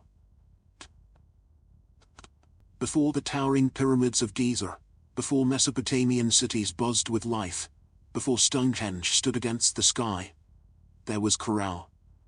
Hidden away in the dry valleys of coastal Peru, Caral rose in silent majesty nearly 5,000 years ago, then faded into near-complete oblivion, swallowed by sands and forgotten by history. For centuries, the world did not even know it existed. The Super Valley, where Caral once thrived, seems at first glance an unlikely place for civilization to bloom. The landscape is parched, barren, the river little more than a thin silver thread winding through rocks and dust. To most eyes it looked inhospitable, a place abandoned by life. Yet it was here, amid the desolation, that one of humanity's earliest great cities took shape. Caral wasn't just a collection of scattered huts or a temporary trading post. It was a planned city, sprawling over 150 acres, filled with pyramids, plazas, residential quarters, and ceremonial spaces. It had scale, purpose, and vision. A complex society blossoming centuries before the Egyptians began stacking stones into pyramids of their own. The people of Caral achieved this without the wheel, without written language, without metal tools. They built massive structures from stone and earth with nothing but ingenuity, communal effort, and the raw power of human will. Yet for thousands of years, Caral's existence remained a secret. Even when travelers stumbled across the strange weathered mounds scattered across the valley, they mistook them for natural formations, mere hills sculpted by the desert winds. No one imagined that beneath the sand lay one of the oldest cities in the world, predating even the civilizations that history books had crowned as the firsts. It wasn't until the late 20th century that archaeologists, led by Ruth Shady, uncovered the truth. What they found buried in the dust of time would rewrite the story of the Americas, and force the world to reconsider what it thought it knew about the birth of civilization itself. Caral had risen, flourished, and fallen in total anonymity. Now, after millennia of silence, its stones are speaking again, whispering of a peaceful, intelligent people who built a world of complexity and wonder in a land where life itself seemed impossible. And this was only the beginning of their story. At first glance, the Supi Valley looks like a place where life should struggle to exist. Harsh winds sweep across endless stretches of sand and stone. The sun beats down mercilessly, drying out the earth, baking the landscape into cracked, brittle sheets. Water is scarce, the river a meandering thread fighting for survival. To the untrained eye, it is a wasteland, barren, empty, forgotten by the gods. But the people of Caral saw something different. They did not see a desert to be feared. They saw a canvas to be shaped. They recognized the river, however modest, as the lifeblood of possibility. And so, with patience, ingenuity, and sheer determination, They turned this unforgiving place into a thriving oasis of life and culture. Their first victory was agriculture. They learned to tame the river's seasonal floods, building simple but brilliant irrigation systems that channeled water across the valley floor. Where others saw sand and dust, they coaxed green shoots of hope: cotton, beans, squash, guava, sweet potatoes. Cotton, in particular, became their treasure. It was spun into fishing nets and textiles, fueling trade with coastal villages, and creating bonds that stretched far beyond their desert home.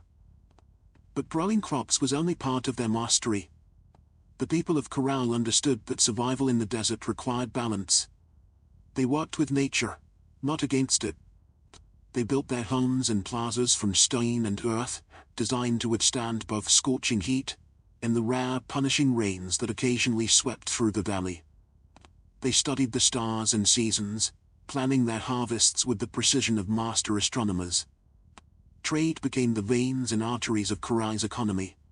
Dried fish, cotton, fruits, and handmade goods flowed up and down the coast. In exchange, Caral received exotic goods: colorful shells from the Pacific, rare stones from the Andes, ideas from distant peoples. They were not isolated, they were connected. In a land where survival seemed impossible, Caral thrived through intelligence, innovation, and community. They didn't conquer the desert with brute force. They partnered with it, learning its rhythms, respecting its power, building a society that was not just functional. It was extraordinary. Against the odds, Caral blossomed into a beacon of civilization. And it was only beginning to rise. Rising out of the desert like ancient guardians, the pyramids of Caral defy everything we thought we knew about early civilization in the Americas. These were not small, crude structures built by primitive hands. They were massive, deliberate works of architecture, created by a people with vision, organization, and ambition. The centerpiece of the city was the Pyramid Maya, the largest of Caral's monumental structures. It stretched more than 450 feet in length, and towered nearly 60 feet above the desert floor. A feat of engineering on par with the early wonders of the ancient world. Built from stone, mud, and woven reed bags filled with rocks, the pyramid was designed not just to endure the harsh climate, but to withstand the punishing earthquakes that occasionally rattled the region. And endure it did, standing silent against wind and time for nearly 5 millennia. But the pyramids of Caral were not tombs. Unlike the massive burial complexes of Egypt, Caral's pyramids served a different purpose. They were centers of ceremony, power, and public life. Temples and gathering spaces crowned their summits, accessible by broad, elegant staircases. Fires once burned atop these platforms, and rituals were held beneath the endless Peruvian sky. At the foot of the pyramids, vast plazas opened up, sunken and circular, inviting thousands to gather for religious ceremonies, political meetings, and communal celebrations. The very design of Caral's cityscape suggested a society that prized community and order, a people deeply connected to one another and to the cosmos. Around the pyramids, smaller residential complexes fanned out, likely home to priests, administrators, artisans, and farmers. The pyramids themselves seem to have been strategically placed, aligned with celestial events, sunrises, solstices, the cycles of the stars. To the people of Caral, architecture wasn't just practical, it was spiritual, mathematical, cosmic. Walking among the weathered stones today, it's almost impossible not to feel a strange sense of awe. These structures were raised without metal tools, without the wheel, without beasts of burden. Yet they rose with symmetry, scale, and staggering precision. The great pyramids of Caral were not built for vanity, or for war. They were built to connect earth and sky, community and cosmos, humanity and eternity. And they still whisper across the sands, telling a story that refuses to be forgotten. Among the ruins of Caral, there is something profoundly different, something that sets it apart from so many ancient civilizations. No weapons have been found buried beneath its sands. No defensive walls circle its plazas. No mass graves hint at bloody conquest or internal strife. And like the kingdoms that rose and fell through war, Caral was a society built in peace. It's a revelation that defies expectations. Here was a civilization that flourished not through violence, but through cooperation, trade, and shared belief. The people of Caral seem to have invested their energy not in armies or fortresses, but in architecture, astronomy, music, and communal life. Their plazas and pyramids weren't monuments to victory over enemies. They were centers of celebration, worship, and governance. This was a civilization that chose to gather rather than conquer, to negotiate rather than destroy. Trade was the lifeblood of Caral's success. Cotton, grown along the fertile riverbanks, was spun into fishing nets that were traded with coastal communities. In return, Caral received dried fish, an essential source of protein, and exotic goods from faraway places, colorful shells from the Pacific, precious stones from the highlands, and even rare tropical fruits from distant valleys. This wide network of trade stitched the region together, binding far-flung communities into a peaceful web of mutual benefit. And in the center of it all, Caral thrived as a cultural and economic hub. Religious and ceremonial life played a vital role in maintaining social harmony. The city's grand public spaces and sunken plazas likely served as stages for rituals that united the people under shared spiritual beliefs. Music filled these gatherings, flutes carved from condor bones, drums made from deer hides, creating soundscapes that echoed across the desert, tying individual lives to something greater. Leadership, too, appeared to rely less on military strength and more on spiritual authority and civic organization. The city's leaders must have coordinated massive construction projects, seasonal agricultural cycles, and complex trade agreements, all without leaving behind the brutal scars of war. In an ancient world so often defined by conflict, Caral stands as a shining exception. A reminder that civilization does not have to rise on the broken backs of the conquered. It can instead be built by the quiet power of collaboration, creativity, and trust. At Caral, the stones still seem to hum with echoes of a world long gone. It was not just a city of buildings and trade. It was a city alive with sound, ceremony, and spiritual rhythm. Music and ritual were woven into the very heartbeat of Caral's civilization. Archaeologists, digging carefully through the dry sands, uncovered a treasure trove of ancient instruments. Flutes crafted from the bones of condors and pelicans, whistles fashioned from deer antlers, small drums stretched with animal hides. These artifacts were not simple toys. They were crafted with care, tuned to specific notes, designed to carry sound across the wide open plazas of the city. In a world without written language, music spoke the language of the soul. Imagine it. The lithe thrum of drums rising at dusk, flutes keening like the desert wind, feet stamping in the sunken plazas, as hundreds gathered under the fading light. Fires would crackle atop the pyramid platforms. Priests, dressed in intricate woven garments, would chant to the gods of the river, the earth, the stars. In those moments, Caral was not just a city. It was a symphony. The layout of Caral itself suggests that ritual life was at its core. The grand plazas were not mere open spaces. They were stages for communal ceremonies, carefully designed to draw people together. The sunken circular courts acted like ancient amphitheaters, focusing sound and sight into the rituals performed at their centers. And above them all, the pyramids loomed. Not as tombs, but as sacred mountains built by human hands, linking the earth to the heavens. Rituals likely marked the turning of the seasons, the cycles of planting and harvest, the movements of the stars. Music was not just entertainment. It was a bridge between people, between nature and the divine, between the known and the mysteries beyond. No violent murals, no terrifying gods of war, no bloodthirsty sacrifices. In Caral, the spiritual world seems to have been one of harmony, celebration, and reverence. Even today, when the desert wind whistles through the ruins, you can almost hear it.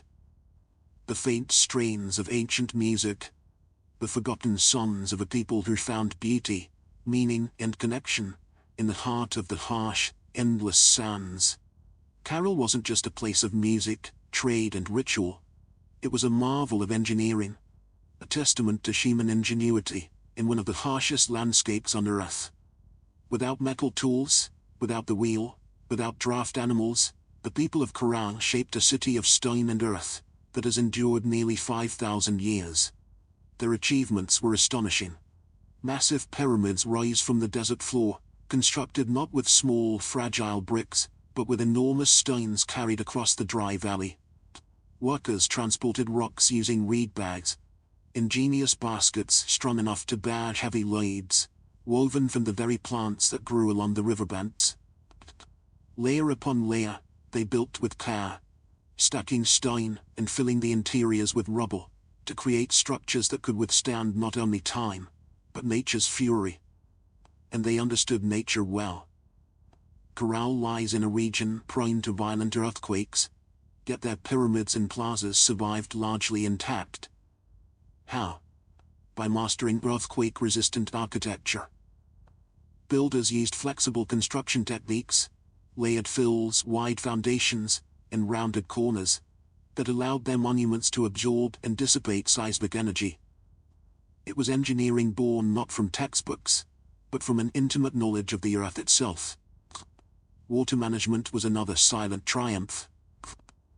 Despite living in a desert, the people of Caral developed sophisticated irrigation systems. Channels and canals carefully guided river water to their agricultural fields, allowing crops to flourish even during dry seasons. No water was wasted. Every drop mattered. The layout of Caral itself reflected brilliant urban planning. Major structures aligned with key astronomical points, suggesting a deep understanding of the solar cycles. The sunken plazas, with their precise geometry, were more than gathering places. They were instruments for tracking the heavens, allowing priests and astronomers to predict seasons crucial for survival. Even the city's organization spoke of a complex society. Residential zones, administrative areas, ceremonial centers, all were arranged in harmony, balancing communal life with sacred spaces. They built not just for the moment, but for generations. Today, as modern engineers marvel at Caral's resilience, they are reminded that greatness is not measured by technology alone. Sometimes the deepest wisdom lies in understanding the forces of nature, in working with the land, not against it. Caral's stones have endured storms, quakes, and the erosion of time itself. They stand as a silent testament to a civilization that engineered their dreams into the desert sands. For centuries, the city of Caral flourished, a beacon of peace, music, trade, and architectural mastery in the desert sands. And then, quietly, almost without a trace, it was abandoned. No fires marked its fall. No signs of conquest scar its walls. No mass graves or shattered monuments tell a story of sudden disaster. Instead, Caral simply faded, its plazas emptied, its pyramids left to the drifting sands, its flutes and drums silenced by time. Why did they leave? That question still lingers like a ghost across the Super Valley. Some scholars believe that environmental change struck the final blow. Evidence suggests that a long period of drought may have crippled Caral's agriculture. Without the river's life-giving waters, the fields would have withered. Trade networks, dependent on surplus cotton and food, would have faltered. The careful balance Caral had maintained with its harsh environment may have finally tipped beyond repair. Other theories point to shifting trade routes. As neighboring cultures grew and new centers of power emerged along the coast and inland, Caral's influence might have diminished. Perhaps the goods they once supplied, cotton, fish, produce, were no longer enough to sustain their role as a dominant city. Slowly, the lifeblood of commerce drained away. Still others whisper of internal decline. Without written records, we can only imagine political struggles, religious upheaval, or simple exhaustion after centuries of growth. Even peaceful societies can fracture under pressure when survival becomes uncertain. Whatever the cause, the departure seems to have been gradual, not sudden. Families likely drifted away one by one, seeking more fertile valleys, stronger rivers, new beginnings. Children who once ran across Caral's plazas grew up telling stories of a lost city behind them, stories that would eventually fade into legend. The desert reclaimed what humans had built. Winds carried fine sand over stone temples. Flutes lay buried beneath shifting dunes. What had once been a humming, vibrant civilization became a field of silent, sleeping mountains. For nearly 4,000 years, Caral remained hidden. A whisper beneath the sands, waiting. Today, as archaeologists carefully uncover its stones, the question still burns. How does a city so advanced, so beautifully crafted, simply vanish? Perhaps the truth is that even the greatest civilizations, no matter how wise or peaceful, are still fragile, threads woven into the tapestry of time, forever vulnerable to the unseen forces of change. For millennia, Caral lay forgotten, buried beneath the silent sands of the Super Valley. Travelers passed the strange rounded hills that dotted the landscape, never suspecting that beneath their feet lay the ruins of a civilization older than the pyramids of Egypt. To them, these were just natural formations, mounds shaped by the wind and time. It wasn't until the late 20th century that the world would finally hear Caral's voice again. In the 1990s, Peruvian archaeologist Ruth Shady led a team into the Soup Valley, driven by curiosity and a growing sense that these hills might hold secrets no one had yet uncovered. What they found would rewrite the story of human civilization in the Americas. Layer by painstaking layer, the sand was brushed away. Beneath it emerged walls of carefully cut stone. Grand staircases, sunken plazas, pyramids, a city far older than anyone could have imagined. Radiocarbon dating confirmed the unbelievable. Caral was over 4,600 years old, thriving at the same time as the earliest civilizations in Mesopotamia and Egypt. It was a discovery that shook the foundations of archaeology. Before Caral, scholars believed that civilization in the Americas developed much later, shadowed by the great empires of the Old World. Caral changed everything. It proved that the Americas had birthed monumental architecture, complex urban life, and social organization independently, long before the rise of the Incas or the Maya. Ruth Shady and her team found not just stone and rubble, but the remnants of life, musical instruments, fishing nets, textiles, quipu, ancient knot records, and even offerings made to the gods. Each artifact told a story of a people who had built a society with vision, intelligence, and profound creativity. Caral's rediscovery was more than an academic triumph. It was a resurrection. The civilization that had slept beneath the desert for thousands of years now stood revealed under the open sky once more. Its plazas kissed by the same winds that had once carried the sounds of flutes and the laughter of children. Today, Caral is recognized as a UNESCO World Heritage Site, a fragile, priceless link to humanity's earliest dreams of building, belonging, and believing. The sands had hidden Caral well. But in the end, the stones endured, waiting for someone to listen, to see, to remember. Caral stands today as a silent giant, a reminder that civilization's roots stretch far deeper than we once believed. Among its pyramids and plazas, the ancient stones whisper a story that reshapes our understanding of humanity's journey. A story not of conquest and bloodshed, but of harmony, ingenuity, and hope. Long before the towering empires of Greece, Rome, or even Egypt, the people of Caral were building something extraordinary. They raised pyramids without the wheel. They mapped the stars without written records. They created a thriving society, rooted in trade, music, ritual, and engineering, all without leaving scars of war upon the land. In an era often defined by conflict, Caral offers another vision of what civilization can be, a society that valued connection over conquest, knowledge over domination. It reminds us that complexity does not require violence, that greatness is not measured by how many armies march across a battlefield, but by how a community comes together to build, to create, to dream. Caral's legacy reaches far beyond the dry sands of the Soup Valley. It challenges old assumptions, that civilization had a single cradle, that urban life and monumental architecture belonged for us to the old world. Caral proves that humanity's spirit of innovation and aspiration arose independently in many corners of the earth, shaped by different hands, but driven by the same eternal desires: to endure, to celebrate, to reach toward the divine. Today, walking among Caral's weathered ruins, you can almost hear it. The pulse of drums, the low hum of flutes, the murmur of traders bargaining in the plazas, the laughter of children racing through stone alleys under a sky of endless stars.